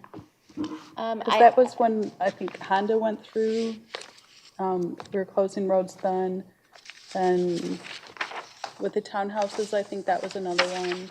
So I thought it was supposed to be a gradual closing of each of those roads was the plan. The Honda and and those condos, those townhouses. But then there was an issue, they were gonna increase, they were trying to encourage pedestrian traffic. Then there was some problem where it ran into somebody's backyard or front yard. It was right around behind the condo. I'd have to go and visit that spot to see what the issue was. Yeah, just to make sure that we're, following the agreement that we made with the residents when it was passed, that the roads would be closed. Because those were issues that were brought up. I mean, Honda was quite some years ago. But the residents want them closed or want them opened? They wanted, I think, overall closed. So it's just something, I think that it was something that was promised, perhaps, to residents, that eventually they would have that privacy and not have that cut through traffic from Ann Arbor Road. That was before my time. It was. I think that they may have changed, there's probably a change in residents. Right. And now that a few have been changed, they may not have liked what has occurred because it's not complete. Yeah. So I think just something we should at least research a little bit and think about. So at this point, 2 of the 7 interior of Maine and Sheldon have been closed? I said it's been years because Honda was That in the had to old be building, 2000 or right? 2001? Yeah, I've been on this since '99. Wow. Dennis longer than me. Well, yeah, with the charrette that we had, on what we were gonna do at Ann Arbor. Right, we had a charrette on here, in the At old the old- building, at the old building. Yeah, on Ann Arbor Road, so. That is a good point about there's been a lot of, not a lot, but a number of tear downs and new homes built in that whole square mile area there the last 4 or 5 years at least. So it is somewhat of a, there's new people involved. Right. Might see that differently than the original agreement. Right. And the streets have been paved for the most part. Yeah, I where think they before were people dirt. avoided it because, there was gravel. So there's been a lot of changes there that might have altered the thinking as to what the ultimate consequences and design should be. Should have bought a couple of those houses at that time. Yeah. Can't believe what they're selling for now. Have you completed, you're done with your report? Yes, I am, thank you, Okay, yes. and so we have the engineering report. And then we have the, no deficiencies have been found by the fire department, and the applicant is here. So, do you want to come up and?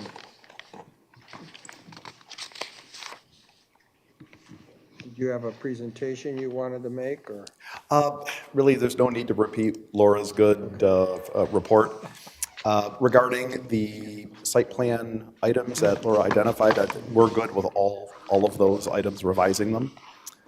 We've had good detailed discussions about that, and we're happy to fine tune the site plan and resubmit. And as far as the Marlowe Street closing goes, that's a little bit outside of our scope, so we're happy to hear your comments on that. But as far as all the other site plan items go, we have no problem with any of that. Because I thought that the adjacent property owners also got more of the land from the road. Do you recall that, Dennis?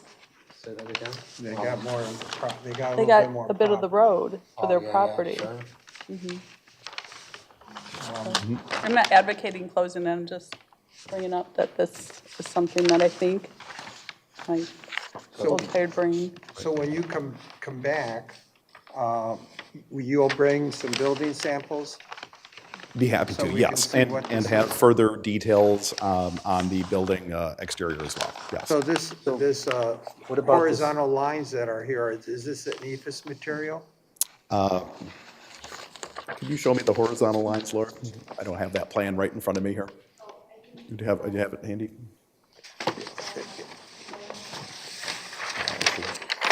I don't know if you can see it. It's at the roof line, you see it? So the bottom, of course, is brick, and the upper portion is the ephes.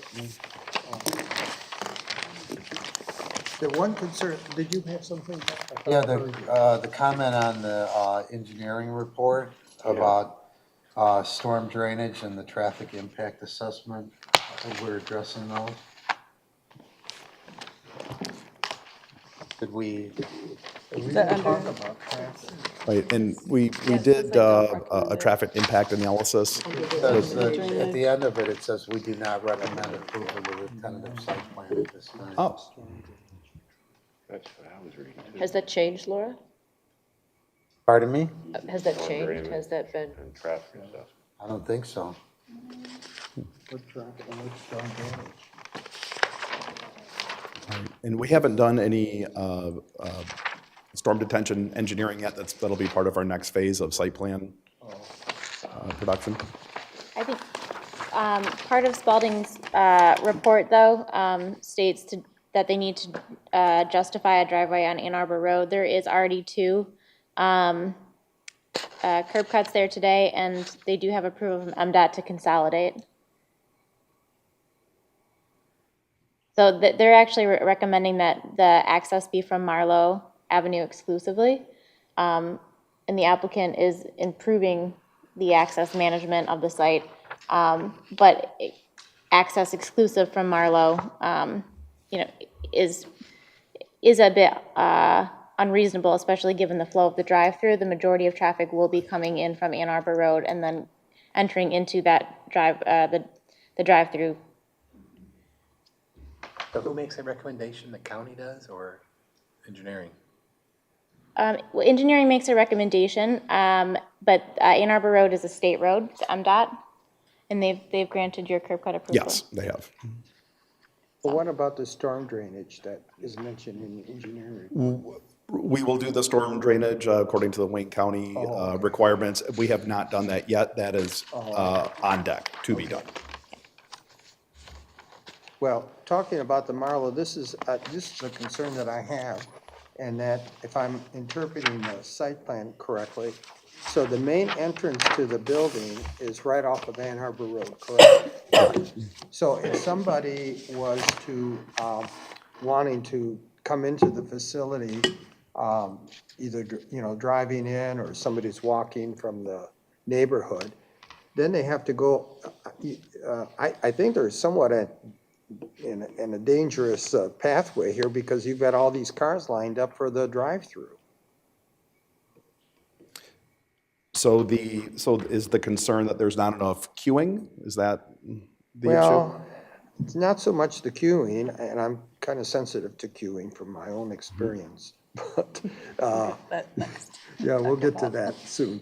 I just, you have this concrete sidewalk along the west side. So is the plan, I see you have cross hatching. So someone that's parking at the rear of this property, they'll park there, and then they'll just use this crosswalk, and then there's sort of a curb that kind of guides people around so they go in single file.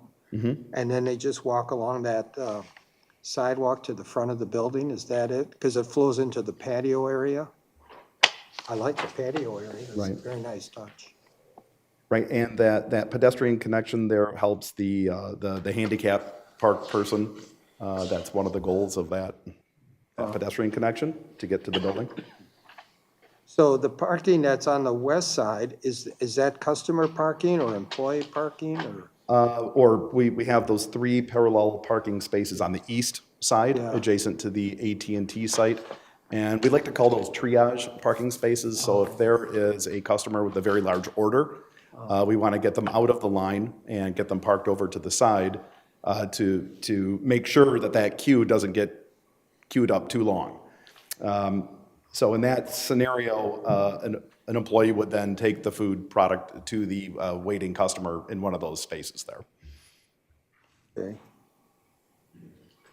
And we do have plenty of room to enlarge those spaces to 23.5 feet as required by ordinance. And so where do they actually place their order on this? The menu boards are located in that island, which is white, that white elongated island. So the one where there's the double row of cars? Yes. That island? Right. And the goal is to have spacing, so we have 6 cars from the menu board to the window, and we've achieved that here. And there's just the one window? There are 2 windows, right? One. And 2 order menus. Yes. Oh, yeah, well, I could see the 2 for each lane of cars. And the 2 windows are when you pay and when you pick up? Right.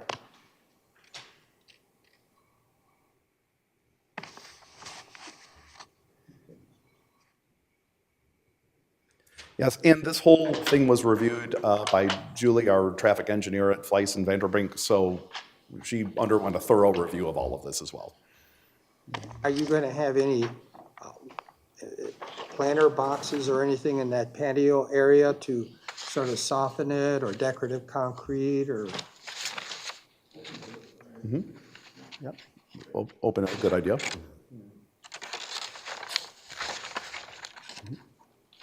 Well, as long as, I hate to say this, but there's another coffee place opening up, in your area there.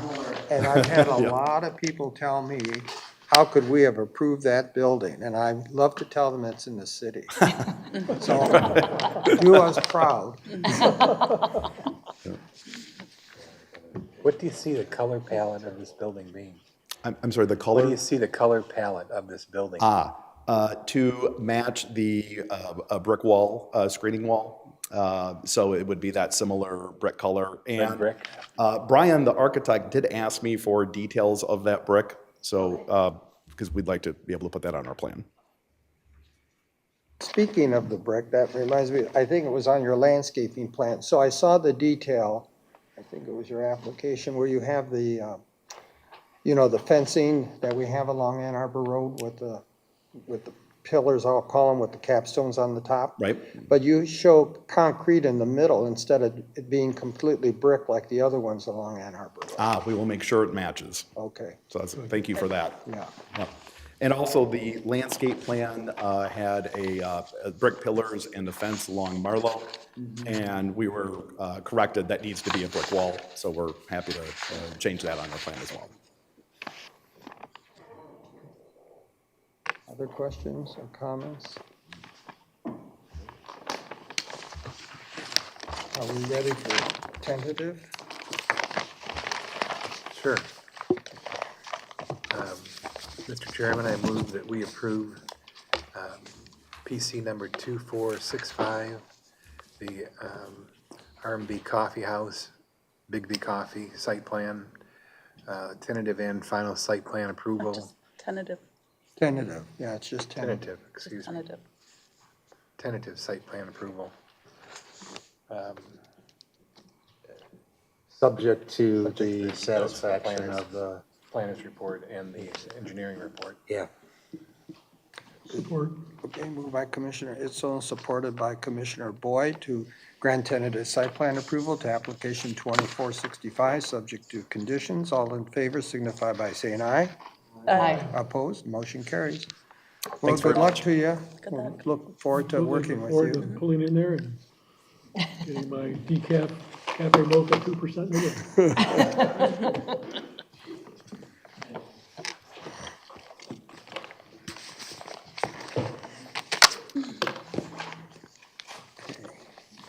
Next, we have application 2458, the Taco Bell remodel. Thank you.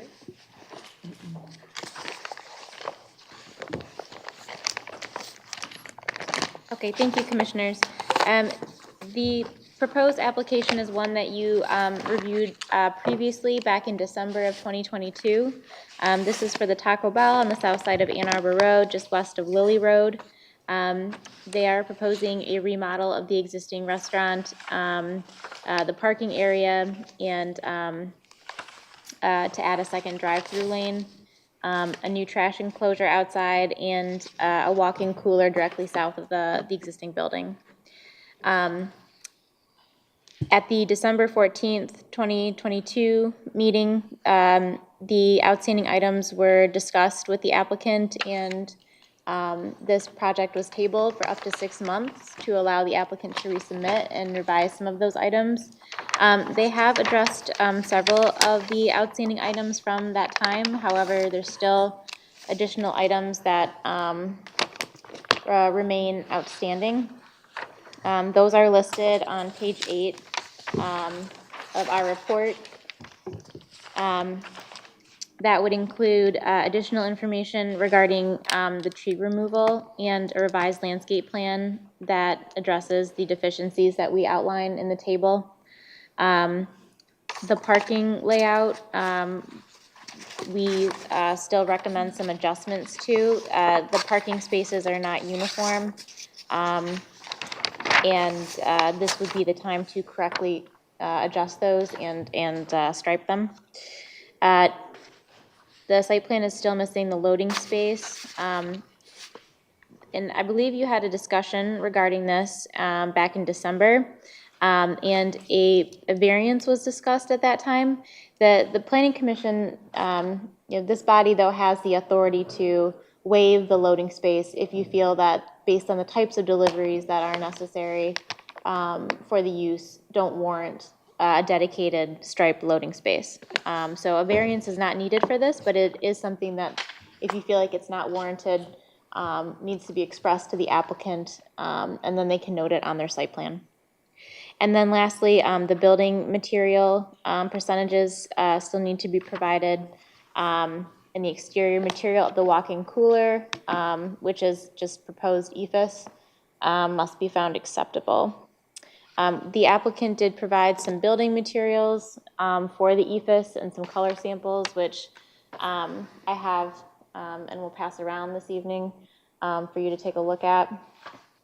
And the applicant's representative is on the Zoom call if you have further questions. So based on those outstanding items, we're still recommending that there be a second or a third review at this point to address them. But tonight is a good opportunity to ask any questions of the applicant and to provide some final guidance on that loading space and the building materials. Now that you can see those samples in person. Thank you. So Laura, are you proposing that we give tentative approval tonight or complete revise? Okay. Just revise. Thank you.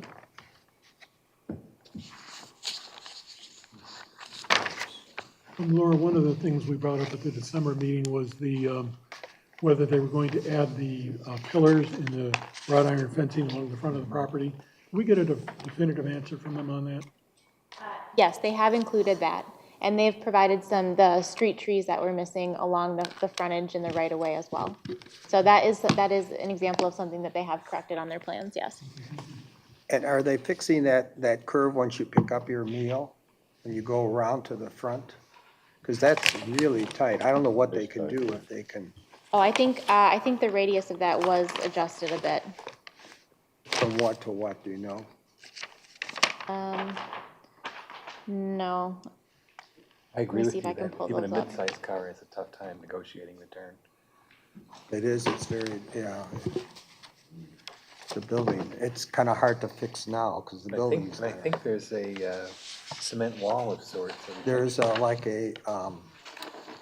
railroad tie type of thing. The applicant is also on the call if you'd like to address any questions specifically to them. So who's the what's the person's name? Are you there? Yes, I'm here. I'm Justina Essen. Oh, okay, Christina. I'm representing the Taco Bell this evening. Oh, okay. Have you made an adjustment on this the bend from the pickup lane when you pick up your food and then you have to exit out? Because, I myself have hit that wall and I won't go to that Taco Bell anymore. Yes, that was actually corrected before we submitted the first set of plans. So how did you do it? We extended the radius. Okay. To 18 foot. And what is it currently? Do you know? It was around 15. Oh, okay. That might be better. It does appear on the site plan, page CT 1.0. There's a dotted line around that corner that appears to be different than the existing, if I'm reading this right. I'm sorry, it's a little muffled. You gotta speak right into the. Yeah, I can hear you. On the site plan, page CT 1.0, on that radius at the front that Commissioner Sabowski is talking about, there's some dotted lines that have been drawn in that appear to increase the radius of that turn. Is that the revision you're proposing? Yes, they're gonna cut there's a concrete cut and they will extend it out.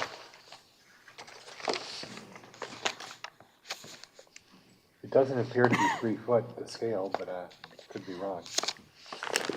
So there is, speak into the mic, in front of the building, it shows it's 12 foot and that the radius is 18 foot. Maybe that could be 3 feet. You think so? Yeah, just barely.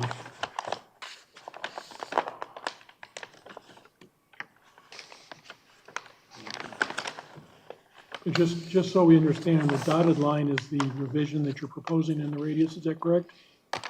I'm sorry, I didn't hear you. Is the dotted line the revised radius of that turn that you are proposing? Is the dotted line the radius of the turn?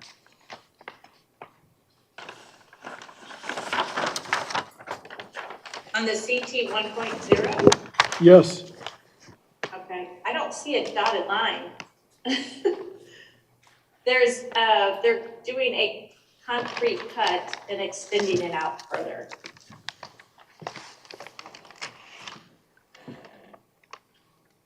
I see, Commissioner Cebulski, do you see what I'm speaking about? I'm trying to find the page. The second page. Second page, Dennis. CT 1. Second page. Second page, okay, hold on. Oh, okay, I was looking too far back into it. So, see the Oh, dotted yes, lines there? yes, yeah, yes. Oh, that's only a couple feet.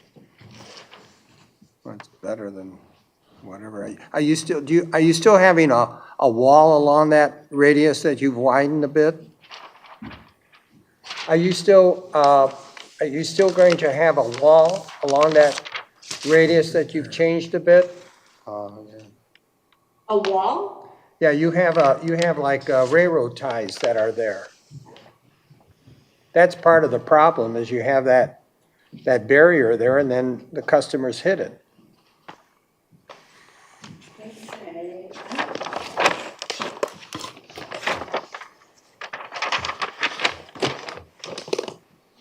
You're not talking about the monument sign, correct? No. It's as you pick up your food and you make the turn. Yes. There's like a, I don't know, I call it a wooden landscape wall. Oh. Looking at Google Maps, I do not see that. Oh, well, I'll tell you what, I'll take a picture and send it to Laura and she can forward it to you. Okay, please. Okay, I'll do that. I am so sorry. I don't know what you're talking about. I don't know if you can see it on Google, or maybe you can. Yeah. Hey, give me a second here. Okay. At least it was there a few years ago. I don't go there So you're anymore. saying there's a wall there? Yeah, it's like railroad tie, like a landscape, a wooden, retention wall. Okay. Yeah, I don't see that on my, Hang what on I a have pulled up on Google. Hang on a second, let's share the screen.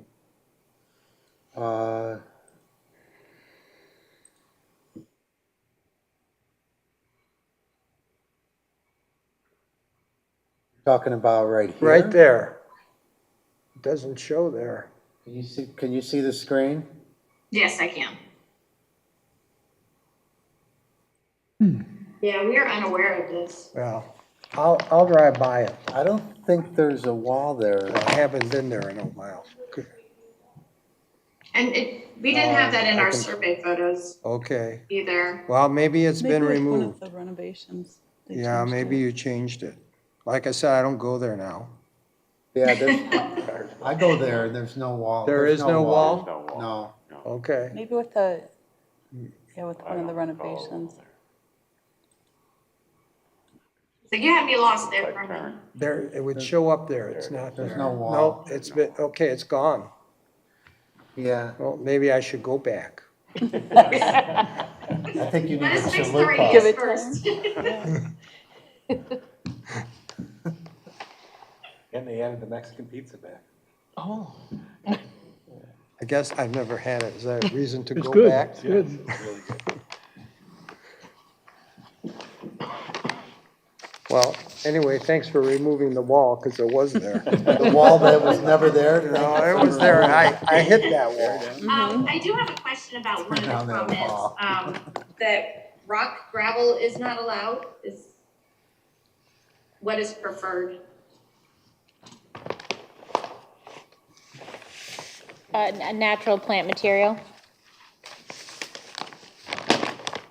Unless the planning commission grants an exception to that. I like the natural plant material over gravel. Okay, so you would like that rock you're looking at in the front to be removed? What does the commission think on the gravel at the front? Why? I like natural planting material. Right, she's asking if she can keep the gravel. I don't know. One of the reasons Taco Bell likes to use rock is when people throw cigarettes out their window. Just leave it. That's okay. Yeah, just leave it. Just too much stuff. I'm just checking the landscape.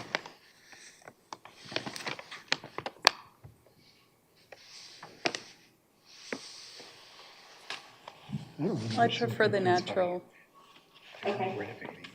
And then other commissioners? I prefer the natural. Right. Because people could throw cigarettes out the other side of the window, the passenger could, and you have grass there, so. Sure.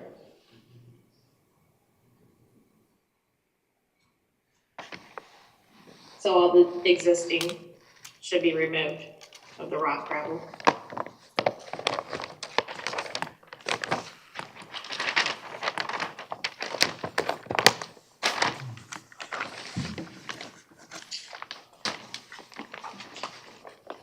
Taco Bell did agree to the decorative railing for the front of the building.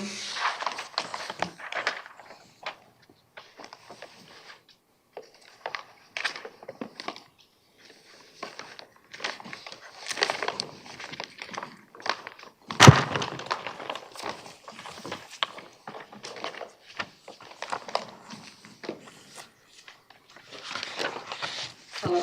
So, Yeah. is there I anything don't know else, if or anybody's got Maybe any I'm lost. questions. No, should we're we still just here. move to postpone, or? So what's the action? We're just, are going to Postpone it. postpone it.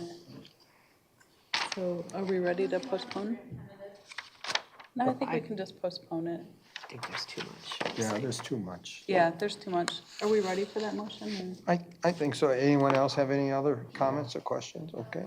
Commissioners, could we clarify on the ephes if that material is acceptable, and if the walk-in cooler addition to the south of the building, they are proposing to construct that completely out of that ephes sample that was passed around?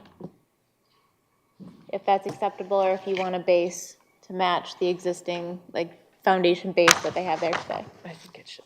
That's one item. I think it should match the It should existing match. building, or it's gonna look out of place. Right.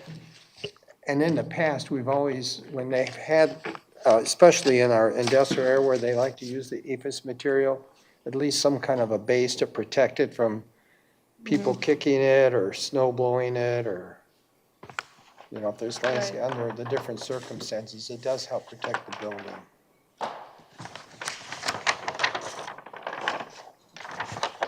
Is there anything else, Laura, before a motion? Okay. Thank you. What do you think? How many months? 3 months, 6 months? I have 6.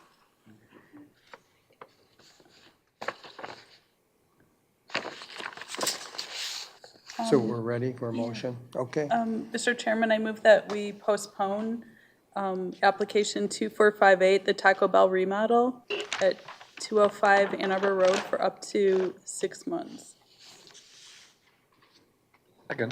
Second.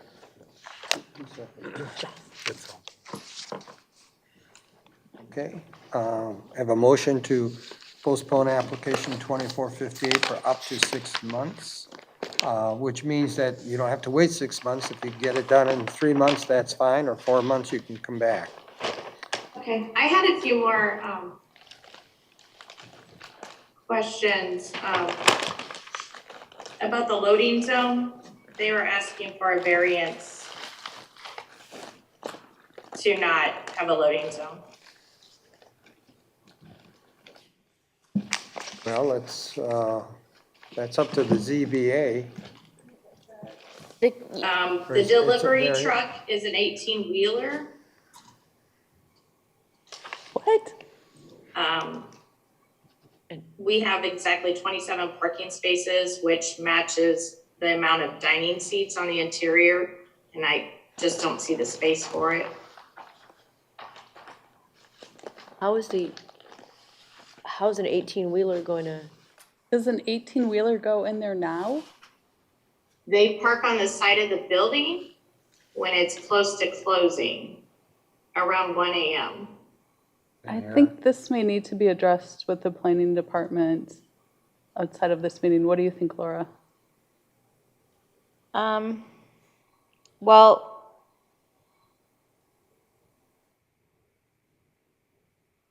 I suppose we'd want to see a truck turning radii Right. of how that will fit on the site. I mean, it currently is fitting. It's functional, but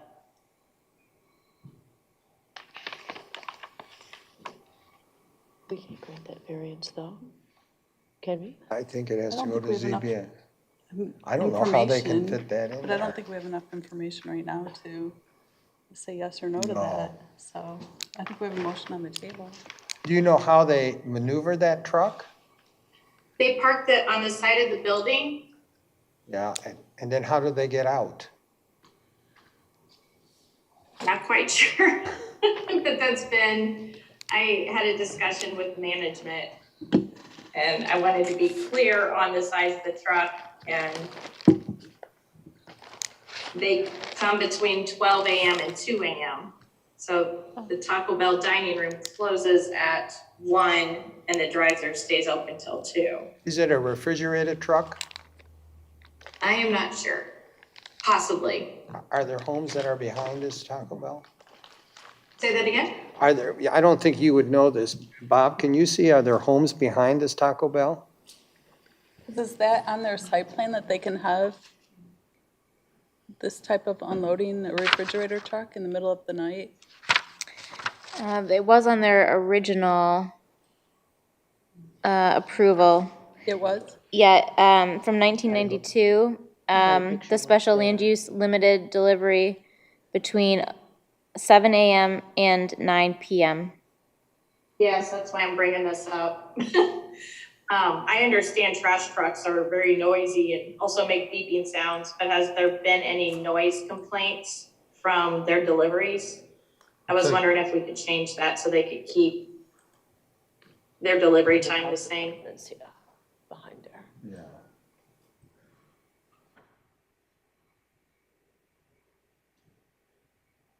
It's 200 feet to the nearest apartment.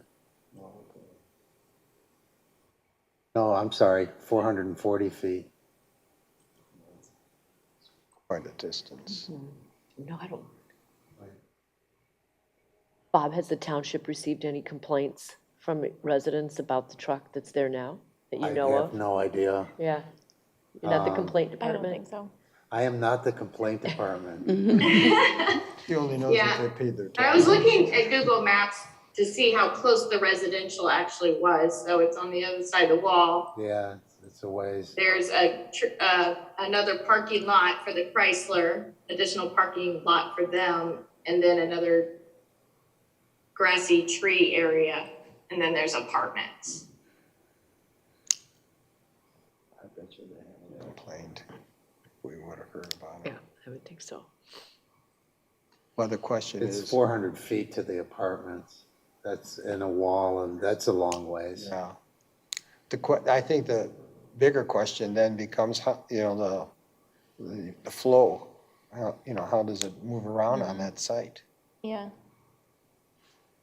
It's only really one way. It's deadheading in and you back out, right? I guess you could back up on Ann Arbor Road at 1 That's what you'd AM. have to do. At that hour, you don't have a choice. Yeah. I was surprised by the size of the truck. Right. Well, Well, we do I don't have an answer tonight. No, you know, well, we have a motion on the floor that we've sort of ignored. Right. Are there any other issues that you want to raise with us?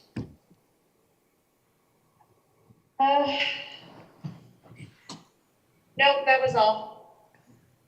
All right.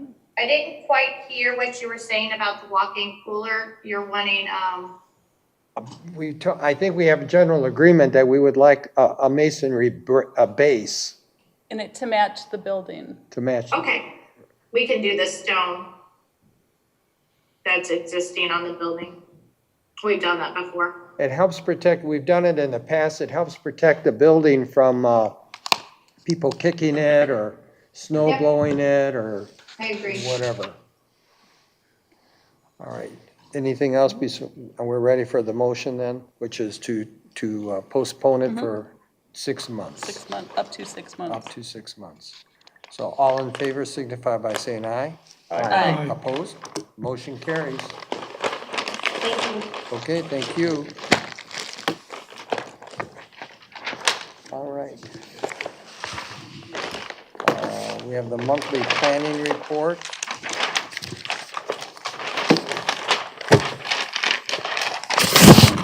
Yes, there's an error on this. It should say February instead of January at the top. But it is updated for February, for the month of February. This is really helpful. I appreciate the efforts in doing this.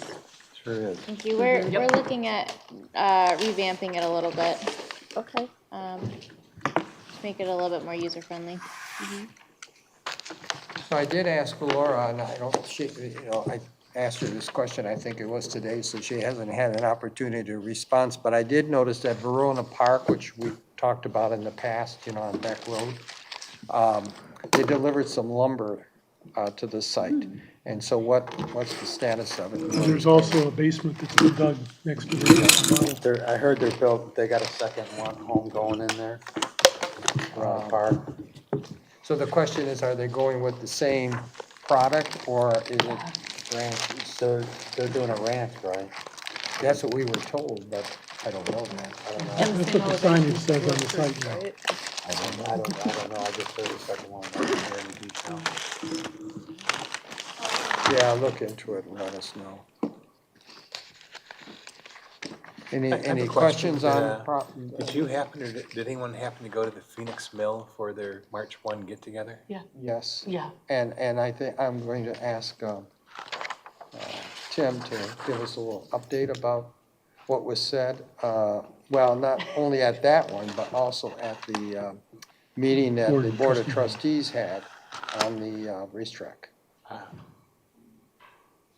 Time to do that? Okay. Okay.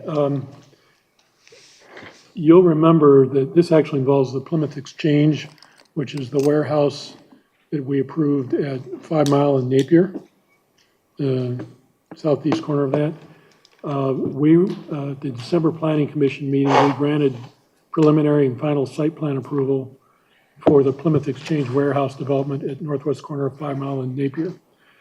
You'll also recall that there were several building and parking variances that were to be approved at the January 2023 ZBA meeting to bring that project to completion. One of those variances was to allow a parking lot that abuts Napier Road to be placed 6 feet from the roadway versus the standard, which is 20 feet from the roadway. So that's an exception of 14 feet, which we did approve at the ZBA meeting. This was requested by the applicant so that it would support an overall site plan and building placement that allows 64% of the site to remain in an undeveloped state. And we thought that was a significant benefit to the township community. Now I want to jump ahead to the February 28th Township Board meeting. Bob, you were there. This was at the beginning of the meeting. Yes, I was. There were a number of Salem Township residents who spoke during the open comment at the beginning of the meeting in opposition to the project and to the ZBA variances. A couple of the speakers appeared to me, and I watched this again today, to state that the building itself, the warehouse building itself, would be 6 feet from Napier Road. That is absolutely incorrect. To clarify, it is not the building, but the edge of the parking lot that is 6 feet from Napier Road, and that's only at the very northwest corner. As it goes down Napier Road to the south, that 6 foot becomes a wider amount. Now, looking at the site plan, and I'm not the expert on reading the site plan because the numbers are pretty small, but it appears to me that the western edge of that warehouse building itself is another 185 feet to the east of the edge of the parking lot. So you can see that 6 feet to 185 feet is a very big difference. And I just wanted to make it clear to both the Planning Commission as well as anybody who might be watching on the video that as near as I can determine, that building is 185 feet away from the edge of the parking lot. and not 6 feet from the edge of the road. I also noted that a follow-up item, Laura, on your planner's report dated December 9th reads, and I quote, "The setbacks from Napier Road with the proper right-of-way dedication must be detailed on a revised site plan." So when you get that revised site plan, we'll be able to go back and look at that and make sure that that dimension is actually the way it ends up. So that was my report from the ZBA on that subject. Thank you. And so Tim was at the Wilcox meeting. Gail was there, I was there. That was a really interesting presentation. It was about an hour and a half, and it related to work on both the Wilcox Lake and what's the other lake that's to Phoenix. Phoenix Lake. All of the volunteer work that's been done there, the work that they are planning for the future to improve both of those lakes. I thought there was a very good attendance from the public. Supervisor Heisey was there. Supervisor Abo from Northville Township was there. The Northville City Mayor was there. The folks from the Wayne County administration that handles this were the primary presenters. So very good representation from the governmental side. I was actually had a very positive impression of the meeting. Gail, did you have anything you wanted to add? Yeah, I would agree with that. Mary Ann, you were there too, right? Yes. Yeah, so we had good representation also from the Environmental Leadership Committee. City Commissioner Jennifer Keogh was there from the city of Plymouth.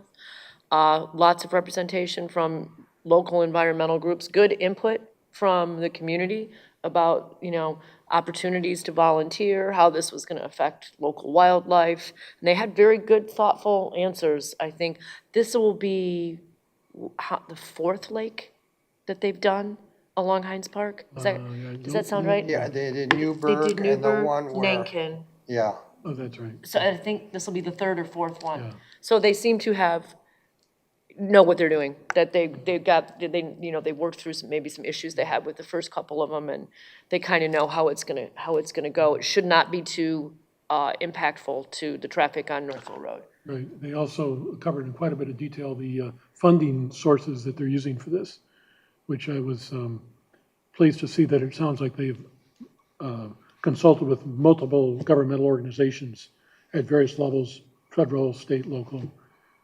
They did their homework. And they are trying to reconfigure, if you will, some of the pathways, or people can get closer to the water, interact more with the environment, and hasn't been possible, but what it is right now. Mary Ann, since you're here, did you have any comment on it? Okay. You've covered it. Okay. Any other comments or questions from the commission? Motion to adjourn. Support.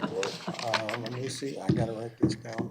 I got here 14 hours ago. Okay, who made the motion?